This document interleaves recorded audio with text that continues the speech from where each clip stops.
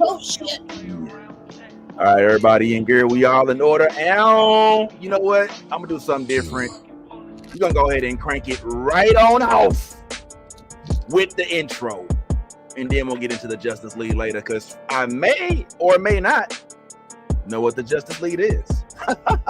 This is Thugnificent telling everybody to tune in to New Blurred Order, my nigga. The best podcast on the planet Earth, nigga.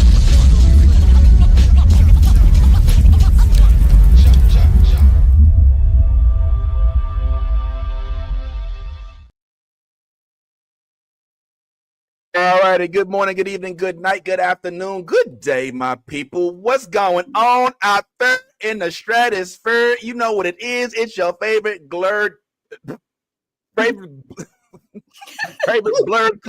to talk blurred. What's a blurred? I don't know. It's grandma. It's like I don't know where the G came from, but it's your favorite blurred click, ready to talk blurred shit. And yes, plenty is happening. As you see, we do have Miss Marie right here on our stage. I mean, on the screen with Gen V. So look out. We're going to talk about that, as you already know. Hallelujah. And in addition to this, a couple things is going on out there in the world that we can go ahead and chat on. That's the wrong applause. We also want to chat on the fact that the award shows are out and they're showing love to some of the shows that we love. Hallelujah. And that is always a good thing. And our boy Tramel is getting some love from the Emmys. So we're going to chat about that, family. In addition to that, guess what?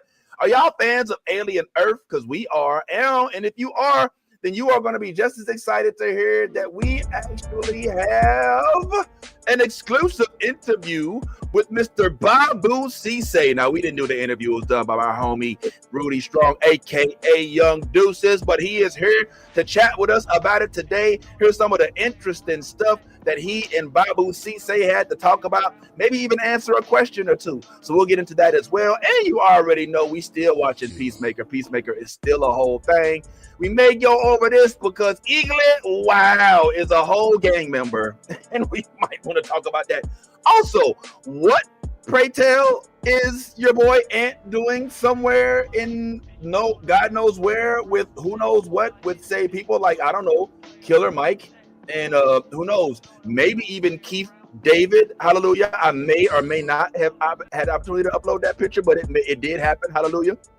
So let's get on into each and every last one of these topics, y'all. Y'all already know what it is, but let's start it off with the Justice League.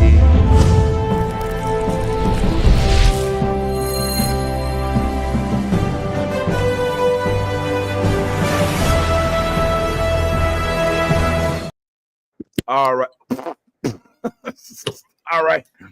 All right. So not to spend too much time on it, but it did happen. Good morning, ladies. How art thous?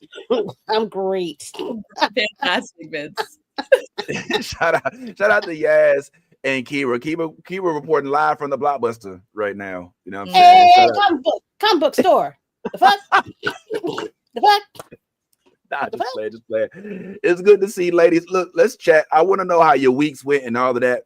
Before we start talking personal and getting into the crazy week of debuts, we got Gen V, 3 episodes debuted. We actually had, I think, Cheeks of War. I didn't put it up here, but it had a finale. I ain't gonna talk about it though. Peacemaker had another episode. We're finally going on the other side. And yeah, there's a whole lot of other stuff, but I couldn't help but notice that at the awards, there were some accomplishments by folks in our blurred sphere, including Mr. Trammell Tillman, who did win and had this to say. Severance.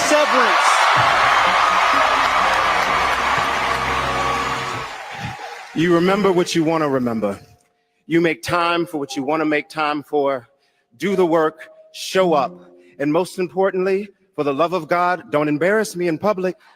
My first acting coach was tough, y'all, but all great mothers are. Mama, you were there for me when no one else was, and no one else would show up. Your loving kindness stays with me, and this is for you. Thank you to the Academy. I am full, I am humbled, I am honored, and as my mama would say, woo, look at God. The Emmy goes to it. Trammell Tillman.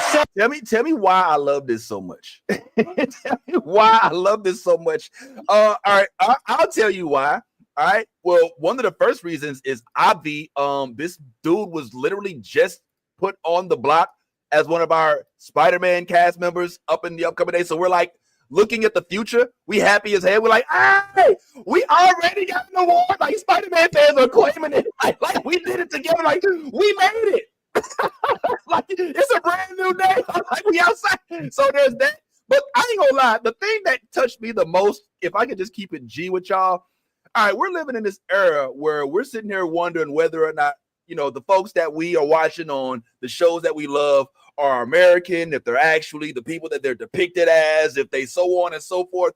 And amidst all of this hogwash, here we are met with this gem that comes out of nowhere in a show that nobody was really anticipating. And he just kills it with literally just good ass acting. I'm gonna keep it real. I'm not a Severance fan. My wife loves the show. It's a tough watch for me. I don't want to come home from work and watch a show about work. All right. Unless it's Workaholics. That was like one of my favorite shows, right? But in this, we get a dude who took this character who was frankly mundane, boring, not really that exciting, and he flipped it to the point where he got an Academy Award out of it. And when he gives his speech, he sounds like me, not just looks like me. He sounds like me, and he talk about his mama the same way I would. Like my mama would be like, his words are like, look, I see this dude as being like the future leader of the acting class of our generation. One of, don't say the, but one of. And so it's just really dope to see him get his flowers in advance of the dope, long, extremely impactful career that I believe we're about to see coming out of this dude. That's just me personally. I ain't gonna sit here and dwell on it, but I loved it. Did y'all have any feelings on this? We'll move on. I'm glad he got it. As far as I'm concerned, that was the only award given that night. And you know, good on him. Good on him. That was everything else was a very long commercial. Yes. Ding, ding, ding, ding, ding, ding. Thank you. Good on you, bro. Oh, also really happy he is not letting them typecast him. Very happy about that. Very happy for the range for him.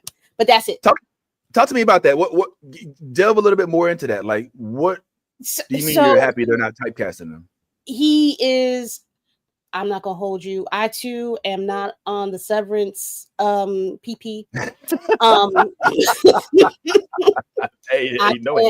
tried. I think I got through most of season 1, and I was like, I don't care. Yeah, I don't man. care. Don't worry about it. I'm not invested. But for him to break out and do what he's doing, to have found this role and then be put into a Mission Impossible movie. Now he's in a Spider-Man movie. This man is, to me, built for Broadway. Like, he gives that kind of energy for me. I hope he does something on Broadway because, baby, give me a ticket. Right. Yeah. But yeah, no, he's funny. I can see him pulling off a stunt and doing something. He's got the build to do it. That man works out. Okay. That man works out. For facts. And soft mold, funny, horror, all the things. No, that man, no, he's stacked, bro. I know yes. I'm not a part of his whole repertoire and junk, but I mean, if you ever change your mind, I'll talk. Well, I mean, that's what I love. Like, this is let me just say this. In a world where we are so accustomed, and we're guilty of it for sure on this platform, I'm gonna keep it real, of always looking to lift up those who've kind of gotten a spot. You know, when we're talking about, oh, let's cast Storm or let's cast T'Challa, we start thinking of actors that we've seen in things. Mm-hmm. Here's an instance in which a guy who we never heard of, who we didn't know, who we didn't ask for, came out of nowhere. Now, don't get me wrong, I know he's got a history, and I'm sure once we get a chance to interview him, be like, baby, I done did so much, and he gonna sit and go down all the stuff that he had to do to get to where he was. So I'm not trying to discount his past. However, from a mainstream standpoint, we typically tend to flock to the names and the faces that we know. But this is a testament to those that are not well known to kick ass in the role that you're in, because it eventually leads to being that person. That's why we don't always have to look for a name for Miles Morales, for Storm, for all of the names that we know and the actors we know. There is a well-to-do unknown that exists somewhere who might knock it out the park much better than any of the names that you could think of on IMDb already. That's all I'm saying. Yes, lady. It just popped into my head. I would love for him. It's probably too late. I would love for him to be Blue Marble. Oh, Blue Marble? Mm. Oh. No, no. I see where you are. I see it. I see it. Easy. You take off that mustache. You put a little gray on the side. It could be for it to happen. Maybe a little, just a tinge. Yeah, I mean, I could definitely visually see it, definitely, but I don't know. something about I like the idea. Why is it making me? He has the image. Yes. He even has the acting chops. I think I've already gotten in my head like Blue Marble. Where I kind of was like, I'm like, man, some of these folks look like Blue Marble. But yeah, he could definitely rock the costume.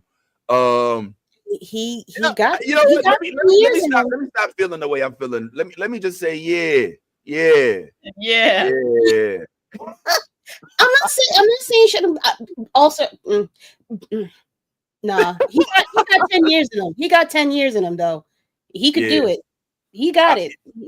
I have now this is where I tend to fall in trouble. I unfortunately am on team go as young as possible when it comes to the superheroes. Now I probably shouldn't think that way because all our superheroes ain't young. Again, I still think that even though I'm alone in this, that Angelina Jolie kicked ass in Eternals and she's like in her mid 40s or whatever. So I don't think age has to do anything. But I would like to see Blue. Listen, Tremel, whatever role he casted in, I'm finna be at the line to see him in the theater. Let's just know that much. You know what I'm saying? So that's the most important thing. How do we feel about our homegirl Sophia from Penguin winning? I mean, now before you answer, let me just say this: more than I feel a way for her, I feel more of a way for the art itself, if that makes any sense. So like I'm not as much, even though I'm sure her and her family are celebrating the award and what she won and how dope of a character she played. I'm more kind of just ecstatic that the art form that gave us Penguin was Academy Award worthy. I think, does that make any sense? Like I'm happier. You know what I mean? Go ahead. Emmy Award? Emmy. Yeah, Emmy. I'm sorry. I get them all. Y'all the same to me. I mean, yeah, also that. Yeah, man. Yeah. So, by the way, welcome, the world traveling Ant from the movie blog. Hallelujah. Good morning, Ant. Mornings.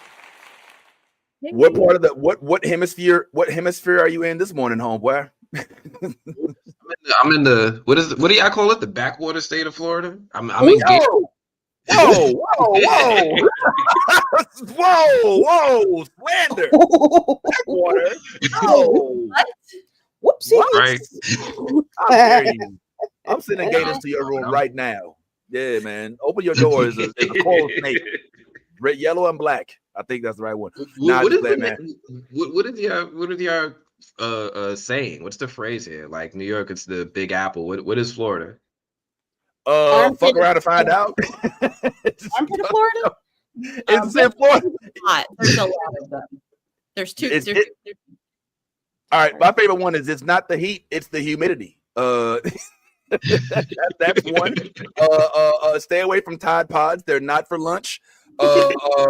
Things like that. In Florida, it's a different energy, man. But what are you doing in Florida, if you don't mind me asking, homeboy? I mean, if you don't mind. Oh, man. I was brought out by the good folks here to help promote and discuss this new film. Let me see if look at me, all product ready. What? So Sukiyant is a long form music video that is trying to promote and bring attention to the island of Antigua as a destination not only for tourism but filmmaking. So they got this cool new video that they put up on YouTube. It premiered last night by this band called Creep Science, and it was directed by this dude, Michael. Oh shoot, I don't forgot his last name, but Michael. He's an award-winning MTV music video producer. He's worked with some of the biggest stars out there. He's also been involved with making this film a reality. And if you guys do want to take some time to check it out, it premiered last night on YouTube. It's called it's from a band called Creep Science. It took heavy inspiration from I guess Michael Jackson's Thriller, and the film is all about bringing folklore, Black folklore, and bringing it into film and into television. So I know I personally had no idea what a Sukiyant was, right? Like, I mean, what is this? And then as I start doing some research, I'm like, yo, this is kind of dope. This is such a really cool concept to bring into film and television. It's almost like it took inspiration from Sinners and some of the other more recent Black horror films and was like, run with it. So I could talk about this little mini film till my face is blue. I'm excited about it. Well, don't do that. We don't want your face to turn blue. It's just fine the way it is. Shout out to Melanated and shout out to this chat. Appreciate y'all, and they're missing you. Yeah, good morning, Harmony, Linda. What's going on, Lisa? Everybody, what's happening? So you got flued out, huh, bro? Yeah, man. Yeah, man. I had to do some things. Oh, I'm saying because the bed don't look made up. oh my! I'm just playing. I'm just playing. Messy. I swear I'm just playing. I promise I'm just playing. But what I'm not playing about is the fact that you be out there, you be on your grind, homeboy. So you out there rubbing elbows while you're bigging up Antigua. You also are getting to, rub, some folk like, I couldn't help but notice online. I was going up and down TMZ's website and I saw you with Keith David. What did he say, man? Tell us about this, man. Like, what in the holy hell is going on in this picture? How did this interaction take place, friend? Oh man, this was at the premiere. So I was pleasantly surprised to see that FX was hosting the premiere for their new television show, The Lowdown, starring Ethan Hawke, in Brooklyn. It's rare that you see a premiere in Brooklyn, so I was super excited to be a part of that. I was able to go to the premiere, watch the first episode. Really, really good show. Really, really good show in that it's a show that has a reporter investigate the happenings of a family in Tulsa, Oklahoma that has aspirations for into politics, running for governor, but they're corrupt as fuck, right? Like they're buying all the Black-owned businesses in Tulsa, Oklahoma, not explaining why. They got their hands on all this rare art. All this stuff. I could talk about that show as well, but I was able to go to the premiere and Keith David was there. Now, for any of you who are like me, I grew up hearing this man's voice in my head on my cartoons and my television shows throughout my childhood. And it's been a bucket list item to not only see him, but let him know how much he meant to me while he's still with us, right? Like I look back at some of the greats that we've lost, Tony Todd, and I'm like, man, I wish I would have had an opportunity to speak to him in person and not just show my appreciation after his passing. Keith David is up there. He is a legend. He's up there as one of those people that, listen, Goliath from Gargoyles. Gargoyles. He is him. Gargoyles, like let's start there. Yeah. So like I was able to talk to him and I was just like, man, I just wanted to thank you. You've been a constant presence in my life. You've carried yourself with such dignity and such pride, and you've actually made yourself a role model for any Black actor and Black voice actor that follows in your footsteps, just with the way that you carry yourself and you carried your career. I know you haven't had all the success you deserve, but you've made it so that others might, and that just made his face light up. And I knew he was really happy to hear that. Well, Anthony, man. I just want to extend my gratitude for you. That's a very nice thing you said to me, Anthony. And, Like how does he like does he actually speak to you, or is he in the moment? Like, is he just kind of fanning you off, or like, I mean, I ain't trying to say, yeah, talk to him. So I caught him. He was sitting down eating some pie with his son. Random. He was sitting at the couch. He's with his son. He's eating some pie, and I'm like, "Listen, man, I know you eating. I got some things I need to say." Literally and figuratively. Why he's eating pie and damn, let the man eat his pie. Nah, man. Nah, man. What I'm gonna do? Wait for the next opportunity? I mean, you could have waited to go with his pie. Nah, man. You don't do that. Listen, we got to do this right now. This is how important it is. It is essential. So I was able to talk to him. He was not offended at all. He was actually happy because, you know, in a room like that, there's so many people. There's Ethan Hawke over here. There's some Amazon producers over here. There's the head of FX over here. There's so many people. He could get lost in a crowd. Killer Mike was just walking around with his wife. I wanted to ask him about Steph Curry. Killer Mike was just walking around. Nobody's talking to him. So I was like, you know what? I came here for y'all. I want y'all to understand how important y'all are in this room. I need to speak to y'all. And yeah, he was very happy. He said a couple kind words. He thanked me and he let me take this photo with him. I'm like, man, you ain't gotta get up. I'm gonna come down. You chill and eat your pie, bro. Nice. Yeah, but he sounded like but that's how he sounded. Well, Anthony, that was very nice that you just said to me. I can't thank you enough. A little bit more. Taking your you got to smoke some more cigarettes. Thank you. He got that like that. It's like that Broadway. You know what I'm saying? Like, just think like, Anthony. Well, you know, it's I can't believe you came out here and gave me the luxury of. Nah, man, you sounding like Morgan Freeman right now. You got you sounded like David. You gotta sound like a leader. Bronx, okay, let's go. Pop quiz. Everybody on this favorite Keith David Washington role and go. What? I have so many. Oh, don't do this. Okay. Doing it. Gargoyle. The list goes on. Oh, and the animated series, yeah. Okay, Spawn. She says Spawn in the Spawn series. Spawn. Okay. Spawn is probably you up there, yes. Well, he was the voice of Spawn, right? Yeah. In the cartoon, the Todd McFarlane, right? On HBO. Okay, all right. Yo, that might be the one. All right. Did you say one, Kira? It's Goliath, because voice acting in childhood forever, like it's marked. Yeah. Like, yeah, that's true. I got one for y'all. Okay, The Princess and the Frog. Say what? The Princess and the Frog. What? The Frog? Our first Black Disney princess. Yeah, I remember her. Yeah. Vasilier. Vasilier, right? Yeah. Yeah. I'm not good with names. That was the name of the character. He the guy with the top hat. He looked like Death. Oh yeah. Okay. You know, there's so many. I don't know if I have a favorite per se, but do y'all remember this show called The Cape? You probably don't, because it was a terrible show. It lasted like one season. It was a show about a dude who got powers, but he didn't really have powers. And Keith David Washington ran the circus that he was a part of, and he was like this magician dude. It was one of his best roles, but it didn't get no play because the show was so trash. But he was really good in it. And I mean, I'm not saying it's my favorite role, but I just thought I'd give that at least a little bit of time on the air. Now, in addition to this, and like you said, you also go ahead. Keith David Williams. I just wanted to help you out, bro. Oh, I keep saying Washington. My bad. Williams. My bad, Mr. Washington. Mr. Williams. Oh my God, I'm firing myself. All right. Well, anyway, this dude's name is not Williams. Talk about Killer Mike already. What's this experience? Tell us about.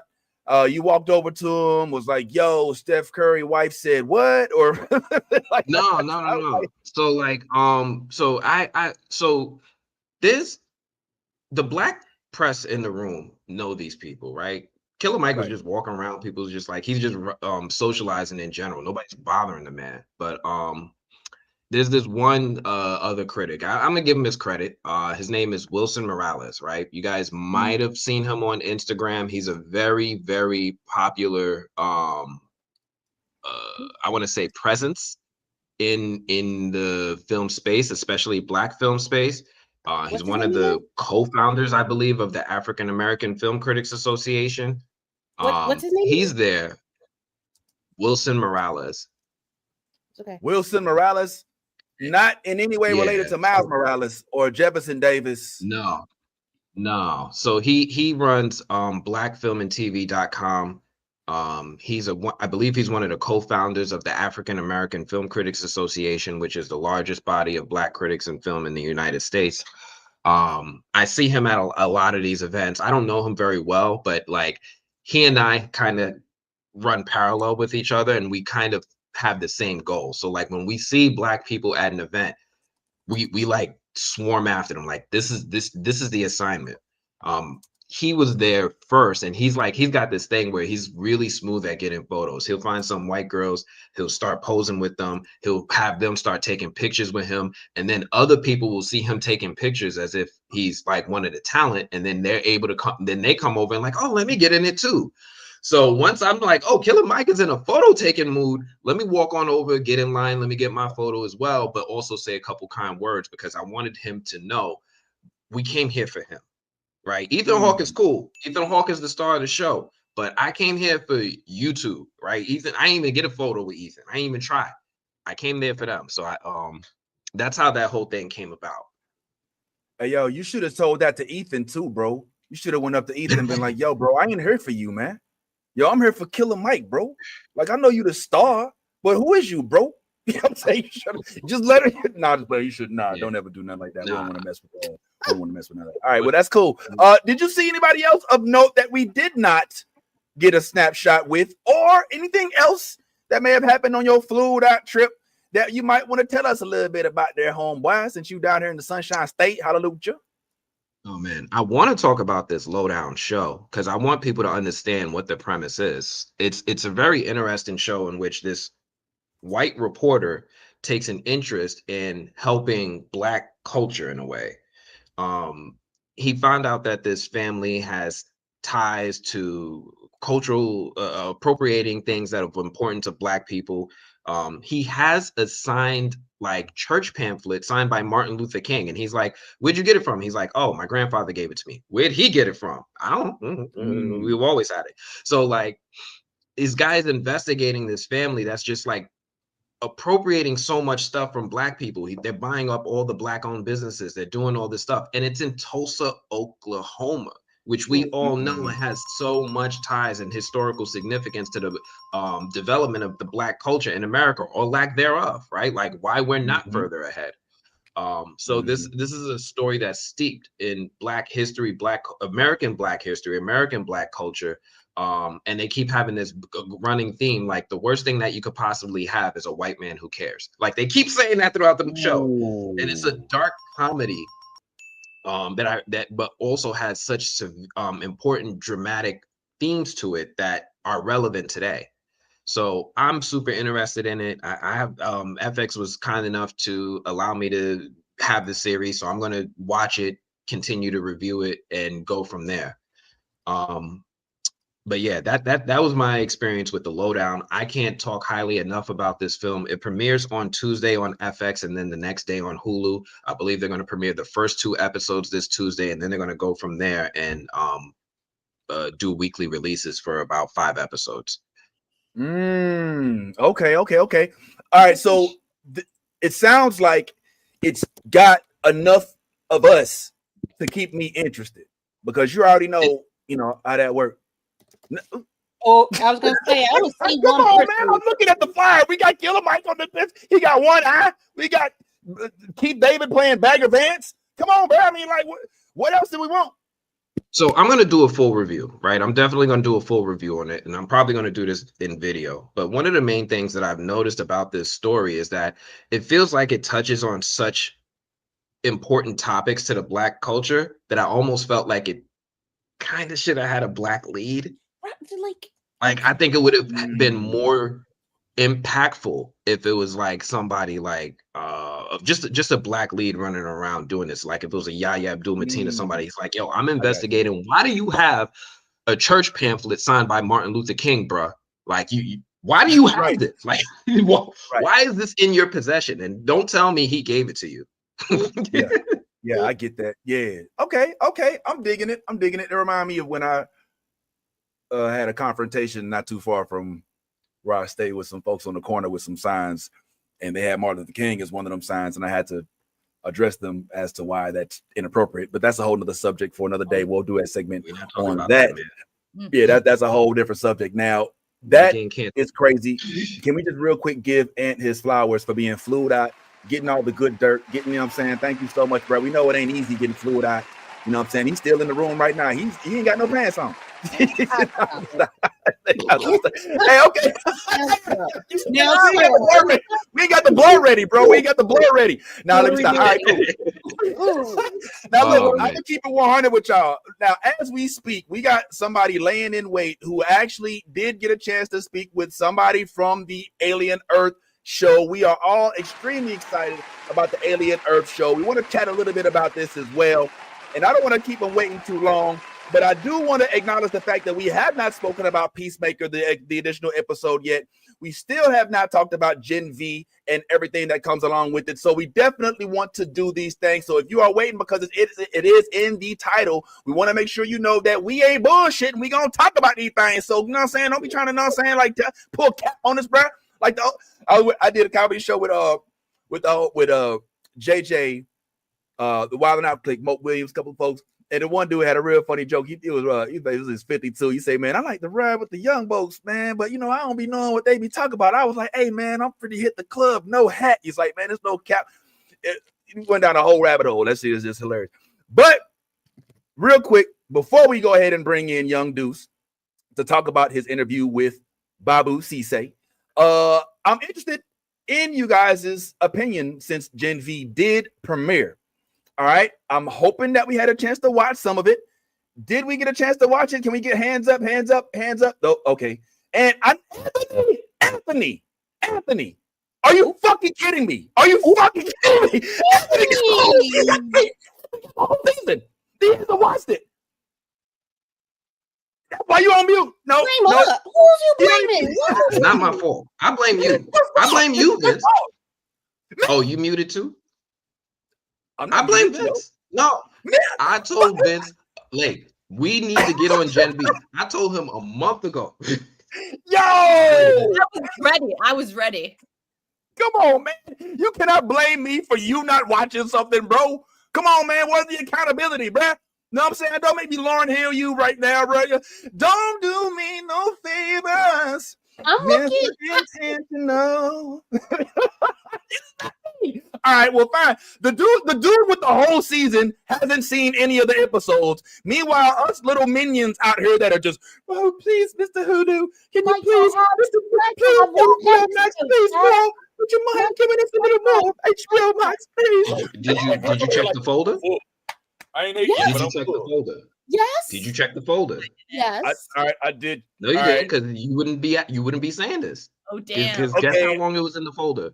Guess how long it was in the folder? Well, you put it in there the day you said not the day, maybe like a week after, but it's been in there. Listen. Yeah, I need to check the folder regularly because I don't always say, right? Stuff be in there. There's stuff in there right now that you want to see. Yeah. All right, I did check the folder. I did see that we got some episodes now. We need 4 now, okay? But yeah, we need 4. You know what? And I believe our guest. Oh yeah, 5. No. We're at 4. You just saw the first 3, right? You know what I'm saying? You do 4 and 5. Okay. You got that good crack. Okay. Hey, sniff that crack. Stop. All right, you'll get it in the. Guess it's like, what the hell are you talking about? All right, you'll get it in a little bit. It's inside joke. All right, so in the world of Gen V, and I think, you know what? Let me go off script real quick. Young Deuce, I can see you. You watch Gen V? You into it? Yeah. You caught up? All right, you know what, man? I was gonna do this a little different, but bump all that. You know what I mean, son? Let's go ahead and bring in the homie right now. This dude right here, you probably heard him on Welcome to WatchMojo. You right now are going to be tuned in to the top 50 Marvel comics of the world. Hello, I want you guys to. This dude has interviewed some of everybody, a leader in the blurred culture. We go hear what he had to say with Babou Ceesay of the Alien Earth fame here in a little bit, but for right now, y'all gotta help me welcome a man who needs no introduction. Young Deuce, the man who's interviewed so many faces that we can't even fit them all in one GIF. So help me, everybody, get to the street for the first time, hopefully not the last, Mr. One and Only Young Deuce. Oh, man, that was a great intro. I know it was. That was. I ain't never been called a leader, so I humbly appreciate that. That was a great intro, man. Nah, you definitely a leader, man. Because look, let's keep it real. I'm gonna go ahead and pause this for a second. Look, between me and you, we both know that in the industry we in, which is like blurred stuff, right? You know, black nerd stuff. Let's just keep it real. When we first get into it, I feel like we get into it feeling like we're gonna be alone, like because of how we grew up. Like we had this almost like this secret in our closet, pause, about our humble nerd, isms, if you will. And then at some point in time in our adulthood, because ain't nobody on here going through puberty right now, except for Yaz. I think, it's still a couple more months. But look, the fact of the matter is, at some point you stuck your chest out. You was like, I don't give a damn. I like Spider-Man. I like Black Panther. I love Naruto. I'm a fan of Ichiro. Like Ichiro, that doesn't fit in that. That's you know what? But ultimately, you did decide to go out, and that's why I call you a leader, homeboy. And you didn't just go out. You brought your homeboys with you. You got the clique, know what I'm saying? Y'all blurred strong over there. You bringing everybody in. And I'm going to keep it real. After watching some of your videos, I can tell that you love this shit, bro. Right? Yeah, I do. Also, my whole journey, like I said, is into like blurred culture. Because like when we started the podcast, the Geek Set podcast, we really just wanted to show that like black people enjoy this, right? But as we continue to kind of go down our path, and we was going like to conventions and just having a conversation with as many people as we can, what we realized early on was that, like you said, that there's a lot of people that look like us and sound like us, and we're not the typical nerd.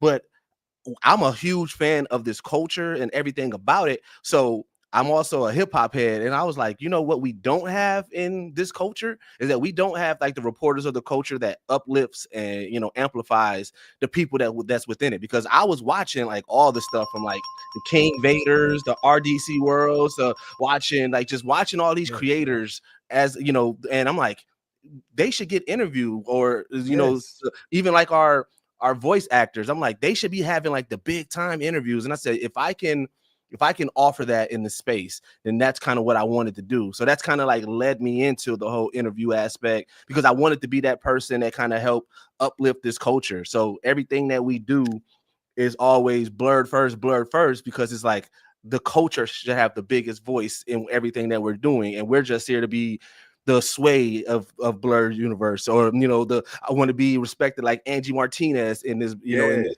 reporting. So that's kind of like what led me into like where I'm at right now with this culture. And I'm loving every minute of it, because I'm getting to ask the questions that me and my homies be asking. Like we'll have these behind the scene conversations. I'm like, how come ain't nobody asked Deborah Wilson this, or nobody asked who are that? So when I get a chance to interview them, I'm like, yeah, now I get to ask you that question. And it's, I love that moment in my interviews where they be like, where you hear that from? Or, I ain't never been asked that. Like, I love those moments all the time. So yeah, to answer your question in that long form that I just did, yes, I love this.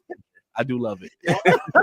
Nah, but so when did you finally come to that? Was there okay, just to kind of give you a little bit of background and for everybody on here, like I didn't have that. I always, and I think we all on here have like a similar type of story to an extent. I had comic books from like the youngest. I had an extreme obsession with Spider-Man since childhood. However, like when you get to high school, you get to college, even though in high school and college, I still kind of stuck it out a little bit. It was kind of like hey, You know what I'm saying? Right. You know, I felt like a Flash. But there came a point where, like, I ain't gonna say it was honestly, it was like over 20, like in the 30s, where I was like, you know what, fuck all this, man. So yeah, I like Ninja Turtles. Okay, Right. What you gonna do? I still like it. So what? Yeah, so I bought a house and I decorated my whole downstairs with Spider-Man garb. And so what? What you gonna do about it? I own it. You know what I'm saying? Like, is there a moment for you that you was like, you know what? Damn all this. So, because like you said, it always seeps out just a little bit. You make a Dragon Ball Z reference here, Speed Racer reference every here, Pokemon reference. So like it always kind of like seeps out in different ways. But I think that what it was is, when was that moment for me?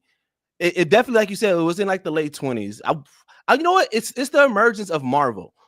And the MCU. Because when it started becoming mainstream, I was the reference for a lot of my homies. You know what I'm saying? So like niggas would hit me like, hey, okay, so wait, who was on, like, like whatever the reference is, like, all right, you got Iron Man. Who's the black dude that's with Iron Man? I'm like, oh shit, let me tell you about War Machine, right? You know what I'm saying? Like the little small moments of it. And so once that started becoming a thing, way more bigger and everything, and I'm seeing more people enjoying it, and I'm able to introduce people because I love putting people on. Like that's my whole thing. Like even with anime, like when putting people on with like anime and stuff like that, because I'm hip hop embedded. I make lists, like, you know what I'm saying, how I know like my people will understand. So like somebody asks me for anime recommendation, I'm like, all right, if you want anime where people catching these hands, all right, you're gonna watch this one and this one and this one. If you want, like, so and so it's like that kind of was that moment, because I'm having so many more conversations, you know what I'm saying, with the most random people that you wouldn't even expect to be in that. And that's when I realized, I'm like, yeah, this nerd culture is not what like the TV and media still tries to portray. Like we're not all Steve Urkel. There's a lot of cool niggas in here. And so that's why I was like, you know what I'm saying? I was like, so I'm having these conversations, and that's when I was like, oh, you know what? I can really live into this moment. And I'm just a creative person. So at that point, I'm like, okay, what else can I do within this? How can I amplify it? I love it. I love that. All right. Well, listen, man, I appreciate you being here so early, because I know we were scheduled a little later, because it gives me more time to speak to you, get to know you a little bit, learn a little something. Pause, calm down. All right.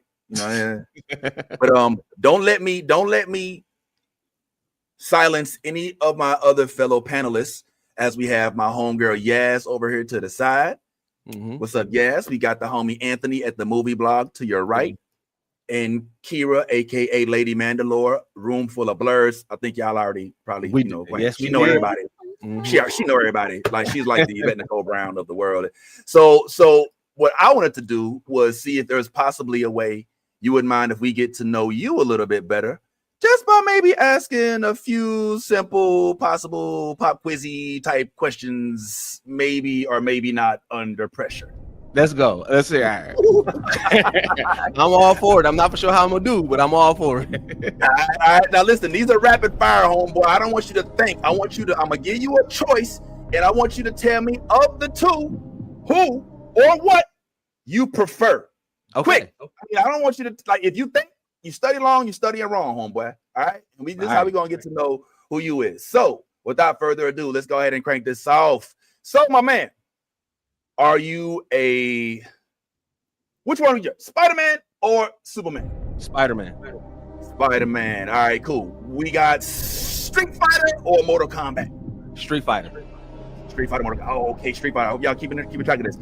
Naruto or Sasuke? Sasuke. Sasuke? Okay, all right. Cream of wheat or grits? Grits. Grits. Oh, man, I don't know. He's losing steam. Key or Peel? Oh, Peel. Okay. Bill Cosby or R. Kelly? All right, you know what? I'm playing. You ain't gotta. No, sir. All right, no, sir. All right, we're gonna take that one off. All right, I don't know how that one got in there. My bad. We're gonna go back on that. Cocaine or all right, I'm just playing. I'm going nowhere with this. All right, sorry. You know what? I didn't expect him till later. So I didn't have a chance to curate everything appropriately. So I'm sorry. It was just come back. It was. I'm sorry. I'm sorry. Your people at Amazon ain't gonna see it. They ain't gonna see it. Ant, you all right? You good, bro? Trust me. It was a mistake. It was a mistake. They ain't gonna get Ant no more screeners messing with you, bro. Be like, what do you think? You think people in movies do drugs? This ain't no old school Hollywood buffet. I don't know if y'all watched The Studio. Oh yeah, and that won some awards too. That's like that's a whole other thing. But yeah, man. All right, well, we got a couple of them. I got like 10 more, but I ain't gonna sit here and do all of this with you. But I couldn't help but notice that he said, did he say grits? He said yes, grits. he said grits. What you mean? Yeah. So here's the thing. Hold on. The only reason, and this is the only reason why I picked grits over cream of wheat. The only person in my life that can cook good cream of wheat was my grandfather, right? Okay. And so he passed away. I haven't had good cream of wheat ever since then. And grits, we can get them everywhere else. So if my grandfather was still alive, I would have said cream of wheat. Okay. So he's a Waffle House guy, less of a Cracker Barrel guy. So bro, Cracker Barrel's overrated, bro. Overrated. I'm sorry, and I'm from the Midwest. All we have is Cracker Barrel up here. But Waffle House is definitely elite over Cracker Barrel. Waffle House, where's that? Okay, where are you from, bro? Milwaukee, Wisconsin. Oh, you from the Walk? Okay, The Walk. We don't call it the Walk, bro. It's the Mill. Please call it.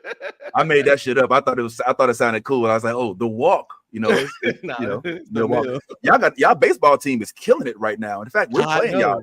I mean, I don't know shit about baseball though, so but I know we do it good. Everybody keeps telling me. Y'all actually in the playoffs, so that's a whole other thing. Yeah, and he said that's how we knew he's from either the South or from the Midwest, because he said grits. I'm from the Midwest as well. I'm from St. Louis, so we do cream of wheat. And then I moved down south and we did grits because my mama from Georgia. And y'all that's also got Vest. Y'all got the best. Yeah, we got Vest. And then listen, I ain't gonna say it because I don't want to get canceled, but y'all Chinese food. I know what y'all call it out there, but that combination together is elite. It is elite. I want to let you know. All right, we ain't supposed to call them Chinamen no more, but yeah, the Chinaman is good. I certainly recommend the Chonghua on Olive if you are out in St. Louis. Let me shut up now. I'm losing the rest of the panel. Okay, I couldn't help but notice that you said Sasuke. Yes. Sasuke over Naruto. Yes. So, that's not incorrect. What's the problem? Okay, lady, come on. Okay, hold on. You got a key witness here, Lady Blurred. Go ahead through Miss Kira, Lady Mandalore. Why is it that you say what? Oh no. This is our guest time. I promise you, I could give you a whole dissertation on why Sasuke should also have his own show. But please. Oh, wow. Damn, his own show. Okay. It's not about me. I'm not even opposed to that. You know what? Sasuke maybe should have his own show, but why don't you tell us, young Deuce, why you chose Sasuke over Naruto? So, I mean, all right, listen here. Every MC, especially in Shonen, is going to have plot armor no matter what, right? But I feel like Naruto's plot armor is just a little bit thicker than most. And like where Sasuke's story, I really rock with it. Like, I get it. Like Sasuke did a lot of fuck shit, but I had to ride with him throughout that whole process because his trauma was definitely up there. Not negating Naruto's trauma, but it was like, I don't know, when Sasuke got on the scene, his hands, you know what I'm saying, he was already laying them hands out, and he was just like, his story arc was so compelling to me. Like it was one of the ones that was one of those arcs that I really fell in love with the storytelling of anime. That's when I was like, oh, this we can go anywhere, you know what I'm saying? Like that kind of opened my world, you know what I'm saying, to the storylines of anime. So I got a place in my heart for Sasuke. That I guess that's what you feel as well, Kira. I ain't gonna lie, that makes sense. I like Sasuke's arc. I think it was way more interesting, you know, than just somebody who wants to be Hokage someday. I want to be Hokage someday. And it's like, not Sasuke is like, I want to like kill my brother, and then his brother's like, well, maybe not. He's like, all right, well, fine, I'll kill the Green Leaf Village. It's like, oh shit, like, dude. And meanwhile, all the girls, Sasuke. It's like Sasuke is like legit like the Bill Bellamy of the Hidden Leaf Village. You know, he's showing him how to be a player, and I do think that you're right, man. If there was a live action movie about Naruto, the Sasuke plot line would probably be the most interesting. All right, we've wasted enough time here. We've learned we didn't get this answer, but we're gonna leave that alone. We're gonna go ahead and go on to He's just learning. He's like, what did I sign up for? He's like, I don't think I did any research. Maybe I should have done more. All righty. Alien Earth is one of our favorite shows. Yes. Yes. So, Yes. correct. Terrible. And as of right now, I believe the general public, Gen Pop, as we like to call him, is on episode 7. I know. And it's like, what is episode 7? All right. You know, I'm just saying that Gen Pop was about you, Ant, because like, you know, you're like not a normie. You know, you're like, I'm like, oh yeah, I was still watching Alien Earth. I got that like last year. I binged it like in 2024. And we're like, oh shit, like you watched Alien Earth already? So anyway, we're all loving it. Yes. Correct. All right. And I think if I'm not mistaken, this most recent episode was the one that we should have watched. I think it was 7, if I'm not mistaken, right? Mm-hmm. So just as a reference point, we're now on Isla Nublar with the released dinosaurs.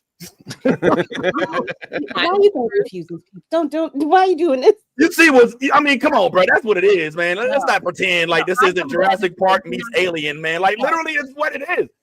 No. She made friends with Blue. What's different about this xenomorph than freaking the Velociraptor from Jurassic World? She's talking to him like it's her pet. Like Nate, there's a lot of things different. Please don't mess this up for me. I'm enjoying myself. This thing that goes down your throat and chokes you. I'm just saying that no, it's way different, dude. There's different levels of different. No. I'm gonna be quiet. All right. Well, listen, what we do know is that in this episode, we got a lot of Babou Ceesay, who, frankly, let's just keep it real, is one of our favorite characters on the show. All right. And one of our good friends, who may or may not be on the screen right now, actually had a chance to speak with Mr. Babou Ceesay. Here is a quick preview of what he had the chance to say, and maybe something that you might learn from him. Joe taught me how scary Peter Pan actually is. And this boy that doesn't want anyone to grow up. And what is growing up? Well, it's becoming more responsible, but also becoming more morally responsible. So you have to do the right thing at some point. But then again, we've got a bunch of adults that are doing whatever they want. And in the midst of that, Morrow trying to represent duty. He's saying, well, we have to do what we should do.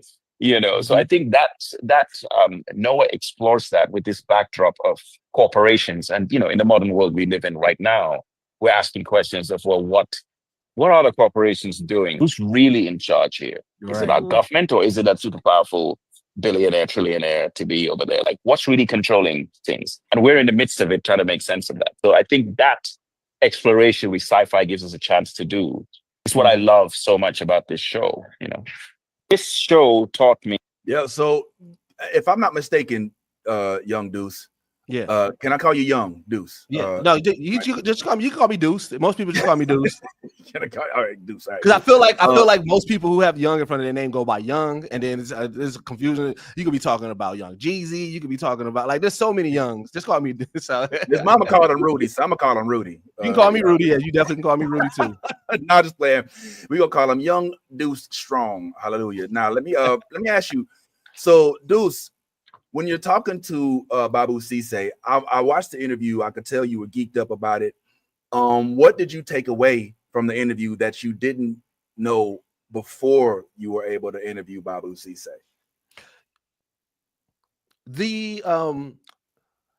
That for one, that Babou Ceesay is nothing like Morrow. That to me, that's always a compelling aspect of an actor, because you really got to jump into that type of nefariousness of that character. Like Morrow, as much as we love Morrow, he does a lot of wild stuff that you're like, whoa, were you questioning? I mean, even though he's a synth, where you're questioning his morality, you're questioning his, if he's a good person or not. And we know that he's the antagonist. So, learning what goes into getting into that type of character, that was really dope to kind of get from him. And then also learning about how the themes of duty is as important to Morrow, because when I was watching the show, in my analyzation of the character is that it was like, you know, Morrow, he's doing some questionable things, but for the most part, he has a mission to the company. And, you know, if you're an alien fanatic like I am, you know that, you know, the synths, the cyborgs, you know, whatever you want to call them, they are always company first. So what we're seeing is an extreme version of that, because we've never really seen somebody go on the offense like Morrow, like how he is. And when the xenomorphs and all the creatures got taken away from him, like he really got on something like John Wick type shit. Like, hey, I'm getting my monsters back. And that was really dope. Yeah. Okay. Yeah, man. All right. Well, we was watching. Well, I don't know. Oh yeah, there you are. Yes.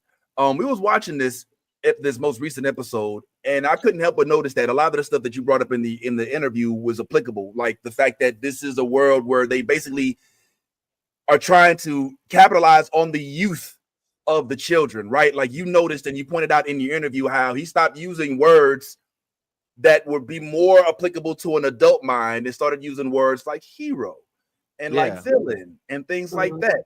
And we see a lot of that unfolding right here in this episode as well. A couple other things that Babou was able to talk about is he went down the list of his favorite alien movies.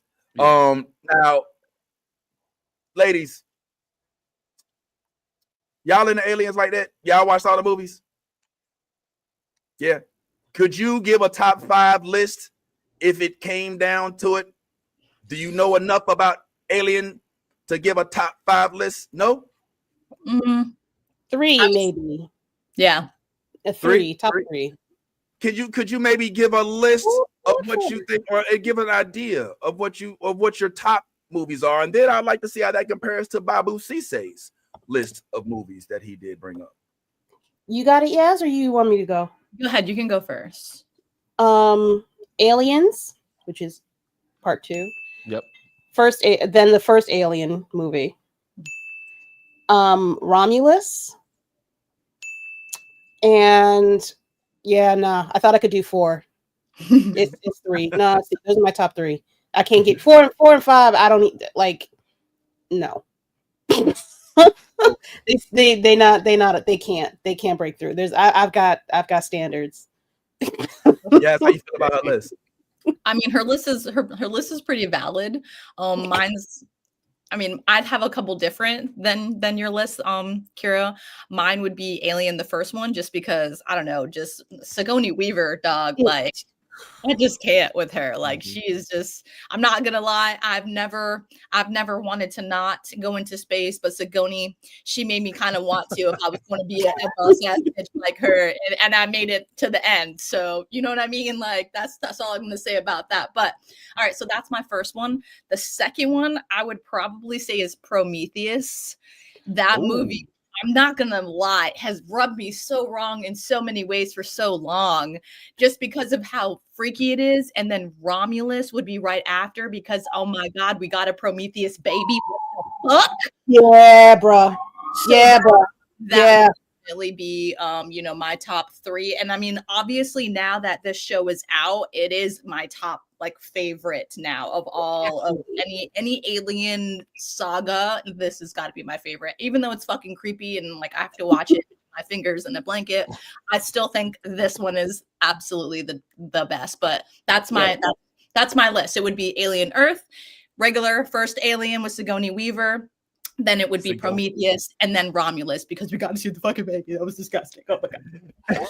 All right, Yaz, for the chat, I know we ain't spoke to y'all too much, but Yaz, we may or may not have a Yaz breakdown on the way, so don't go nowhere. I know y'all say it's your favorite part of the show. But let me just say this real quick. Like in this episode, it's I ain't gonna lie. You know what? Let me hold off on my critique as of yet, because I felt a certain way about it, and then we got to this episode, and I was like, all right, but we'll chat about that in a second. Now, when you did ask Babou Ceesay these things, you also had your own list, young Deuce. You seem to really be into the OG Alien. Maybe, dare I say, as excited as I saw you, more than all other Alien projects. Yes.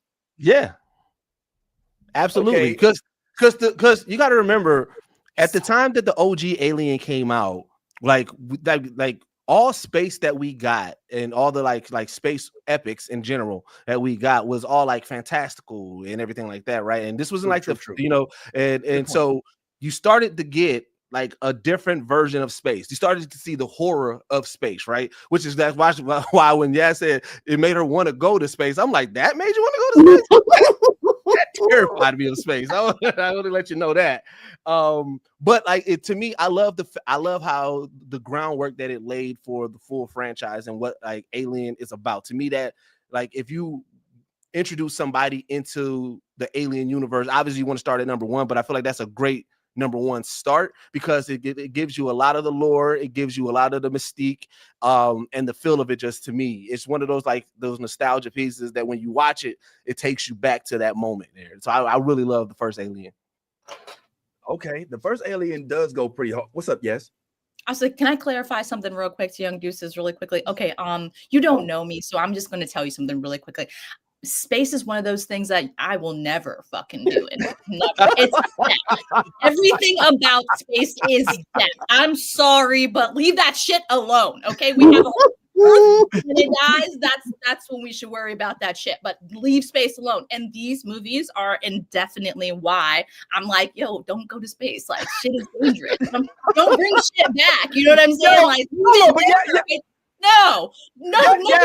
No, hold on. Okay, we just watched Foundation, Yaz. You weren't saying all this shit during Foundation? Like that was in space too? You know what I'm saying? Like, Foundation, that's different. Okay, that's no. They're traveling. They're traveling. They're not like living in it and experimenting on different creatures. They get from different planets and shit like that. No, they're not doing that. They're like, hey, we're civilization. We got other civilizations, you know, we have to work and like, you know, and do shit in order with. And then there's Empire, who's like the king. No, that shit's different, Vince. What the fuck? No, you're about to get me in tangent. No. I'm just saying, Young Deuces, I would never, ever, ever go to fucking Earth. If you gave me like all the money in the world, I would stay right here. I would not go to space. Like I'm just letting you know. So that's why I say that if the only reason I would go to space is to be Sigourney Weaver, that's it. I'd be like, you're hunting. Yes, you're missing out on so much, yo. You know, if you don't go to space, you're never gonna see space travel. You're never gonna see lightsabers. You're not gonna see any Ewoks. You're not gonna see any. You're not gonna see any Wookiees. There's no Sith on the planet Earth. Okay, there's not gonna be any Klingons. You're not gonna see any raccoons that talk and fight with guns. No trees that can save you on the way out of their ships. You're not gonna see any of these things. Now, mind you, you might miss a Galactus or two. But still, you ain't gonna see none of this stuff if you stay your ass right here on Earth. That's all I'm saying. Look, you remember that movie, Every Which Way But Up, or whatever it was, or This Is the End, or Don't Look Up? It's like that's you. Like, don't look up. She gonna have the, you know in those movies they always have that one person who's like against everybody, and then they have like the diner or the bar that everybody goes to. It's the old school way, nothing's upgraded or anything like that. She gonna have that. We gonna always come back like hey, the gas place. We having deer for dinner. I'll be back. but I'm saying though, like Akira, I'll let you go right after this.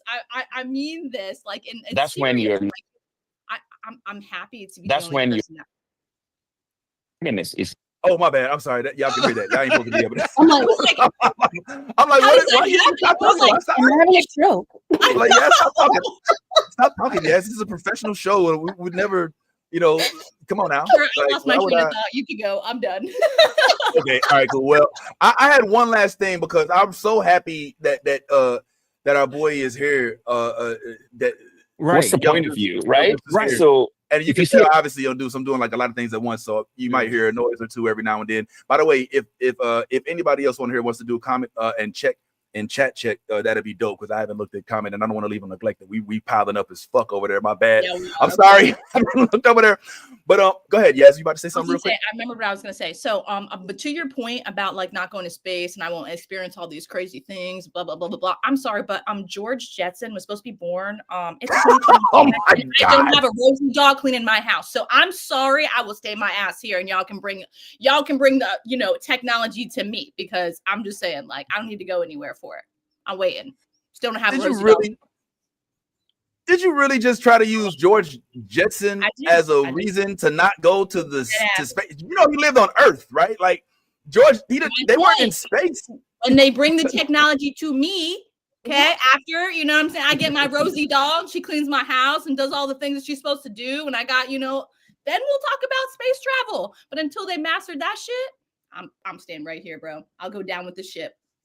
I feel bad for you. Yes, like you're borderline flat earther, like right now. Like I feel bad for you. Flat earther? Time out. No. Like why would you like you won't go to space because you might meet a xenomorph? No. Listen, you go to space, pick up a rock, and that thing will freaking eat you in some kind of way or do something. And I'll stay right here and I will warn you. And I'll be like, I told him not to touch it. I told him to leave this shit in space. But wait, let me help. Everything's going to come here according to all works of fiction. At some point, they're all coming to Earth. We ain't got to go nowhere. Thank you, no thank you. I didn't have to land on Plymouth Rock. Plymouth Rock came to me. Sorry. And on that Plymouth Rock, Prometheus X, we got, that's where Venom comes from, the moon, but that's a whole other subject. All right, cool.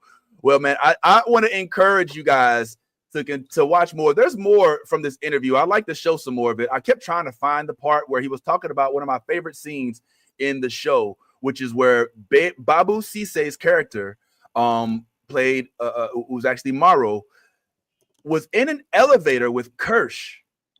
And in this scene, like Babou Ceesay, Morrow, I should say, and the dude from Justified, who's I'm named, please tell me his name. Timothy Oliphant.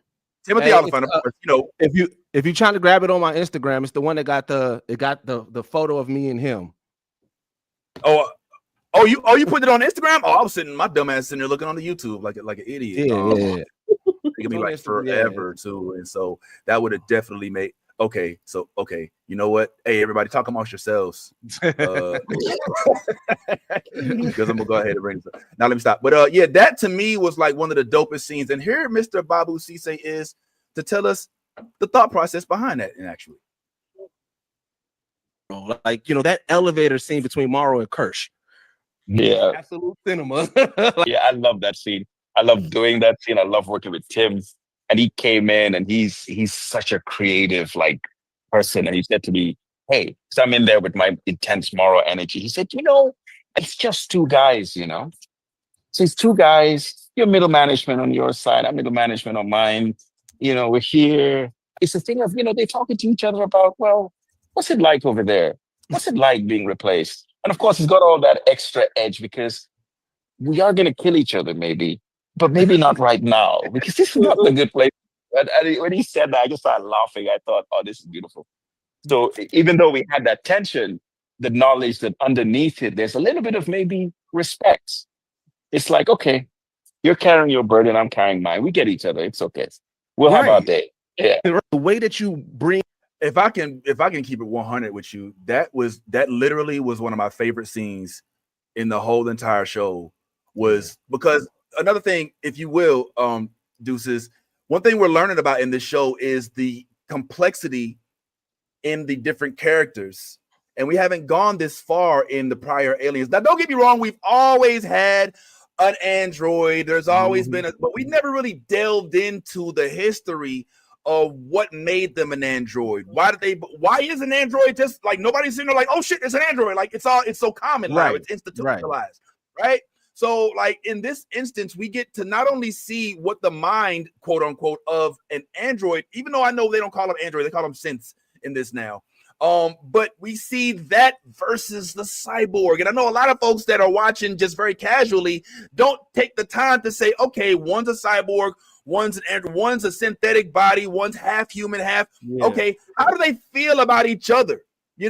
And so you went right to the crux of that, man. And I love that. Honestly, this is why you shouldn't smoke. I forgot. I meant to bring the script of that scene to read it because sometimes when you read this, I'm gonna find it while we're here. But did you get the answer you were looking for, Young Deuce, when you asked him this, Joe? I definitely was, and like I said, you hit it on the nail on the head for sure about because when I'm watching this show, again, as much as I watch Aliens, there's a lot of rules that like the androids sense, that they are supposed to have. So when you're seeing them actively break those rules or go against the humans, which they're supposed to be programmed not to, it's like, wait. So like, what are you now? Because like you said, when you start seeing it, it's like, all right, like even like with Kirsch, when you're seeing how Kirsch treats Boy Cavalier, I'm like, wait a minute, how is he talking to him like that? Because usually, you can't. And so it's now I'm like, okay, so wait, what are you now? And so it's like you said, it's diving deeper into what these synthetics are. And yeah, so he gave me the answer I was definitely looking for. But it also, I felt like he kind of let a tidbit go. Now, I didn't get those early screeners, so I have no clue. But when he was like, yeah, we going to kill each other, I'm like, oh, all right. So somebody definitely we're gonna be a fight to the death at some point here in regards to that. So I just like that. Also, the intensity of that elevator scene. That like, yes, there was structure behind it. Like I said, there was something that caused that that tension. But it was also like trying to fill each other out because they both really don't even know what each other is. It's like, you came from this company, I came from this company, but what are you and what am I? Like, we don't know I don't know what your skill set is, and you don't know what my skill set is. So we kind of got to figure each other out. So yeah, both of those actors have been killing it as like far as the duality in this show between them. Yo, that is perfect. And they didn't spare any change on the casting, in my opinion. Like Timothy Olyphant ain't no bullshit. You know what I'm saying? Like Babou Ceesay, these ain't no bullshit ass actors. You know what I'm saying? So big up to FX, who quietly puts out some of the dopest content we know. We don't really talk about him as much. Hallelujah. But because it goes directly to Hulu, that's a story for another day. Now, for those of you all who are not up to par with Alien and look, Anthony, you all right? Did you get that Cuban cafe? You need to head down to the Fort Lauderdale get you some mojo, homebo. Like, go to get you some Cuban cafe. Walk up into the, hey, mira, coño, necesita un poquito café porque tengo. Ahí está. Now, why are you so sleepy, bro? Wake up, man. Goddamn, man. Calm your ass down. Stop. We know he was flued out, so he done did some things for some chains overnight, so he a little sleepy.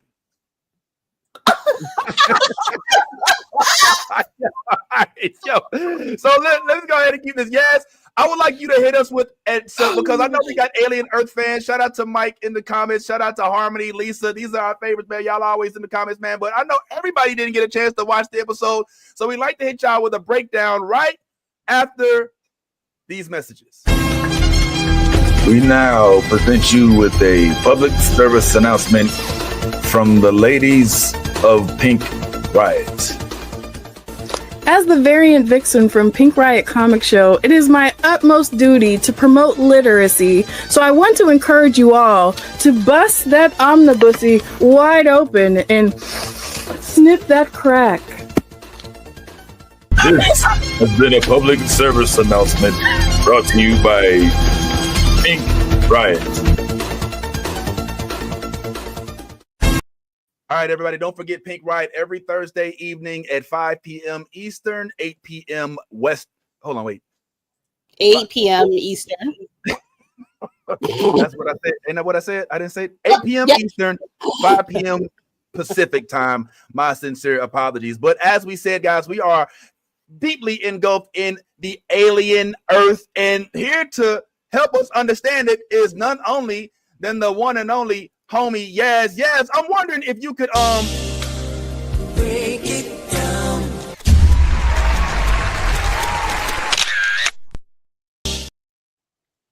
Yazzie, you up? What happened on this most recent episode of Alien Earth? Spare no bad words, please. I will not. Don't worry. Okay, episode 7. I think you guys should strap on in because you're gonna need a seatbelt for this ride. This show is anything but out of the ordinary. It is fucking nuts. You got these aliens that strap onto your head and plant babies in you, and then they die after. It's like a whole bee sting effect type thing. But you birth an alien. That's what they forgot to tell you. You know what I'm saying? Just throwing it out there. But we get to see it in full-fledged in this episode, actually. So let's jump on in. Episode 7, we start off in the lab. And if you remember from episode 6, shit went fucking nuts in the lab. And why did it happen? Young and naive little Toothless. He was supposed to feed the pets. Toothless. What was his name? Toodles. Toodles. Why did they give them stupid ass names? Let's just start there. Okay. Toodles. Shit. Okay. I know they're kids, but like, goddamn, we need to work on these names. Okay. Like, okay. Anyway, so Toodles was in the lab. He was like trying to feed the animals, but guess who was watching him? The alien eye. And he was waiting for the ultimate moment to slam on the glass. And guess what? Toodles got locked in a cage and he died. And well, the husband, what was his name? What was the doctor's name? Adam? I think Adam. You guys remember the doctor? Adam. Daddy Adam. doctor? It's Adam. It's Adam. I mean, he looked a lot younger than both. So I'm just, you know what I'm saying? That's Daddy Adam. Well, Daddy Adam, he ends up, getting one of the Face huggers. Yeah, that's what they're called. Yeah. The face huggers on his face, and Smiley done took him into the vents, and he's hiding him. Well, guess what? We get a knock on our door. A couple more knocks on our door, and guess who it is? Guess who it is? It's your best friend. Oh my God! Hey, I want to play. Is that under your bed? There's a human. What the fuck is that on his face? What did you do? You know all these emotions. You find out your friend has done some dumb shit. Well, oh man, was it Curly? What is that kid's name? Mhm. I gotta look at these names of these kids. Oh my God, this Smee? is so bad. Smee? Okay, yeah, Smee, the black kid, right? Little black kid, yeah. He finds that, oh man, Smiley done trapped Adam, and now he's like, I need your help. And he's like, and he's like, help me. You need to help me. Okay, like you're my friend. You need to help. He's like, you need to report this. He's like, no. He's going to kill my whole family, and I can't let them die. He's gonna kill yours too. Help me. Take him to the beach. Okay. I'll help you. That's it. This was the most easiest coercing I've ever seen in my life. But then again, Coercing. I mean, he technically did. He was like, no. And then he was like, okay. Help you. Even though he's Daddy Doctor and I know him and that's Adam and we shouldn't be doing this. Let's just you carry the legs, I'll carry the head. Don't worry, I got you. Let's go. Let's run through the ship. Well, as we're running through the ship trying to escape, guess who the fuck shows up? Kirsch. And we drop the body and he's not looking down. Hey Kirsch, what's up? What's going on, Kirsch? We're just going somewhere. He's like, what the fuck are you guys doing? That's not the way you teach. These two are like, you know? He's like, yeah, I knew this whole time. Pick his ass up and let's go. You don't got a lot of time. Both the kids are like, we're supposed to be in trouble right now, but just pick up the body and just listen, just go. So what they do what any good synth does. They pick up the body and they just go, okay, to the beach. While we're at the beach, there's some people, some guards, guarding, doing their job, running around. And what happens? Smiley and Smee, they just drop Adam and they're like, oh shit, hide. Bushes. While they're hiding in the bushes, waiting for the bad guys and the guards to go by because they don't want to get caught. They don't want to be bad since. No. While they're hiding in the bushes and they're like, okay, I think we're good. All right, let's go get Adam. Didn't we drop him right here? We left his body right here, right? Oh shit! Adam! Like this motherfucker can answer you with the face hugger on his face, and I'm sorry. These children, they lucky their sense because oh my gosh, I just cannot. Well, guess what? The damn face hugger falls out of the tree, and Smee's like, oh my god! I'm just saying, these things are like indestructible, and he's over here screaming like a little girl. I just cannot. And then what does Smiley do? He starts stomping it out. He's like, oh hell no. He's like, get it. No. poor facehugger had no chance.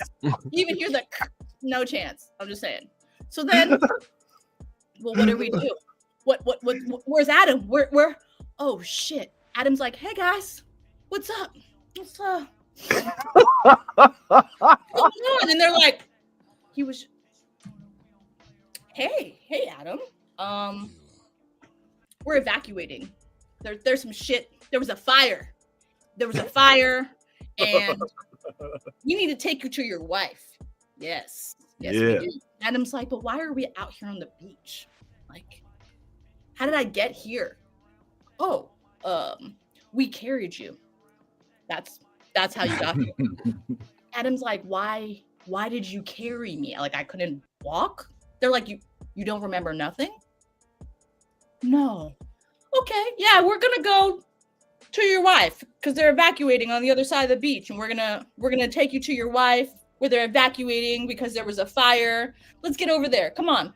Adam's like, hey, what? Okay, I'll walk. As we're walking, Adam's like flashing back, and he's like remembering, oh shit, one of those things in the lab fucking came out and fucking attached themselves to my face. And he's like, hold on, I got time the fuck up. Wait a minute. So what happened? Why are we here? And the kids are like, do we just knock him out? What do we do? Do we hurt him? We have to take him to the guy. Listen, your wife is over there. Let's just take you to your wife. Okay, everyone's evacuated. You know, you were passed out. So we thought we'd be nice and carry you. Just like, let us help you. Like, we want to let us help you, man. Adam's like, nah, some shit's weird. And then all of a sudden, and then some blood comes out of Adam's mouth. And then guess what? Adam bursts a xenomorph out of his fucking body. Just it was absolutely beautiful. I am not gonna lie. The boys are like, you hear a scream. The fucking xenomorph runs into the fucking woods, and they're like, what do we do? Oh my god!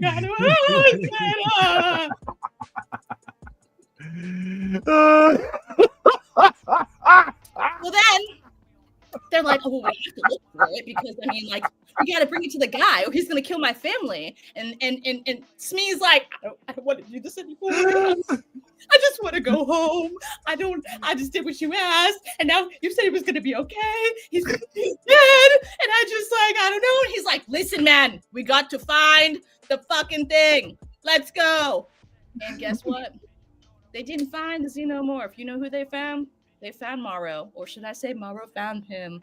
And the SEAL team with Morrow was epic. Let's just start there, okay? They showed up on the beach like Navy SEALs just popping out of the water, all gangster in their masks. I was like, oh shit, we watching Downward Hawk or something shit. Like it was.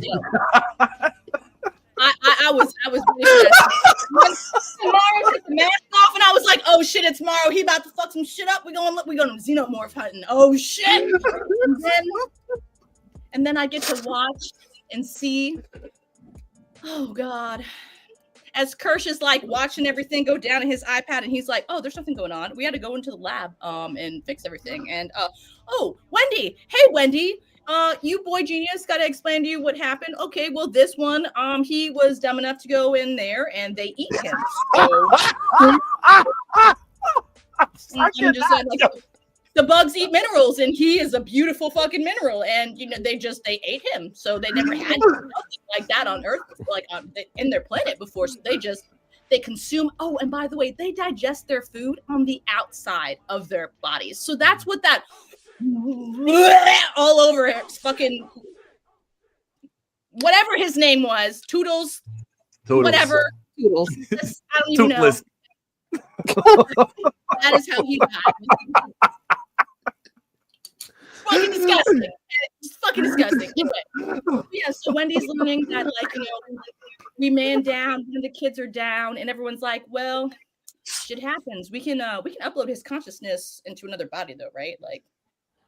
That's my technology. We can just like fix it, and then he'll be good, right? Boy Genius is obviously wondering this to Kirsch, and Kirsch is like, well, technically, it's kind of how it was designed, but like, testing it. We haven't really done that part yet. And he was like, okay, well, good. Well, this is why we're here. So go get the shit done and, give me another kid now. Do it. And Wendy's like, hold up. We are people too. Okay. You're like, what the fuck? You just died and you're just like, I need to go tell everyone. No. She's like, hold up, Wendy. Wendy, I think you need to take a minute and she's like, what? I need to take a minute.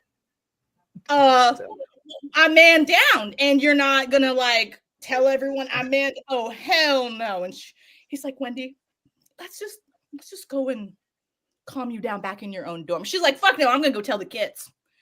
Oh shit. What does Boy Genius and Kirsch do? They're like, well, we have to fix the lab stuff, and we got to keep an eye on Wendy as well, make sure she doesn't, and what happens? Her fucking brother finds her, and they're like, let's escape.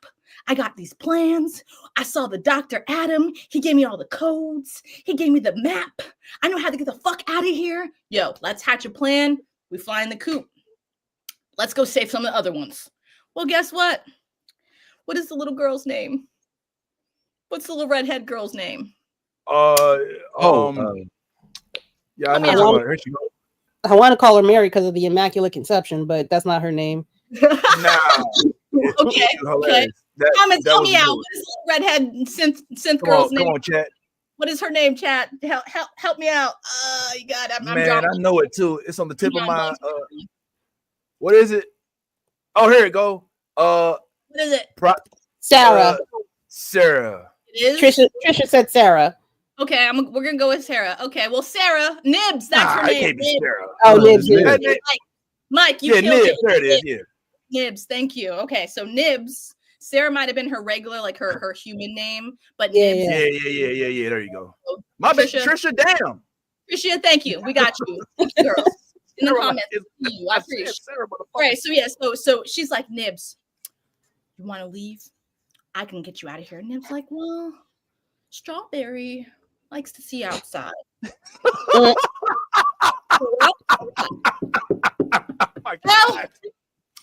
and the other girl was like, I'm not going anywhere. I'm staying right here. Nope, fuck that. I was supposed to be in the lab helping Toothless. Now Toothless is dead. I'm pissed. I'm staying right here. Nope. She's like, all right, bitch, if you stay, this is Wendy, by the way. I'm Wendy now. She's like, all right, bitch, if you stay, you better not fucking say shit. She's like, I said, if you stay, you better not say shit. Now, girl's like, okay, I promise, Wendy, just calm it down. And then Wendy's like, that's what I fucking thought. And then she's like, you know what? I got another fucking plan, backup plan, because I'm that bitch. And she's like, let me touch the screen real quick and start doing my little shit. Well,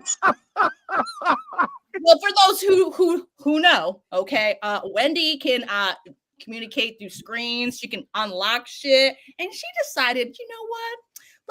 I'm gonna escape. Let my baby boo escape too. Okay? Xenomorph out.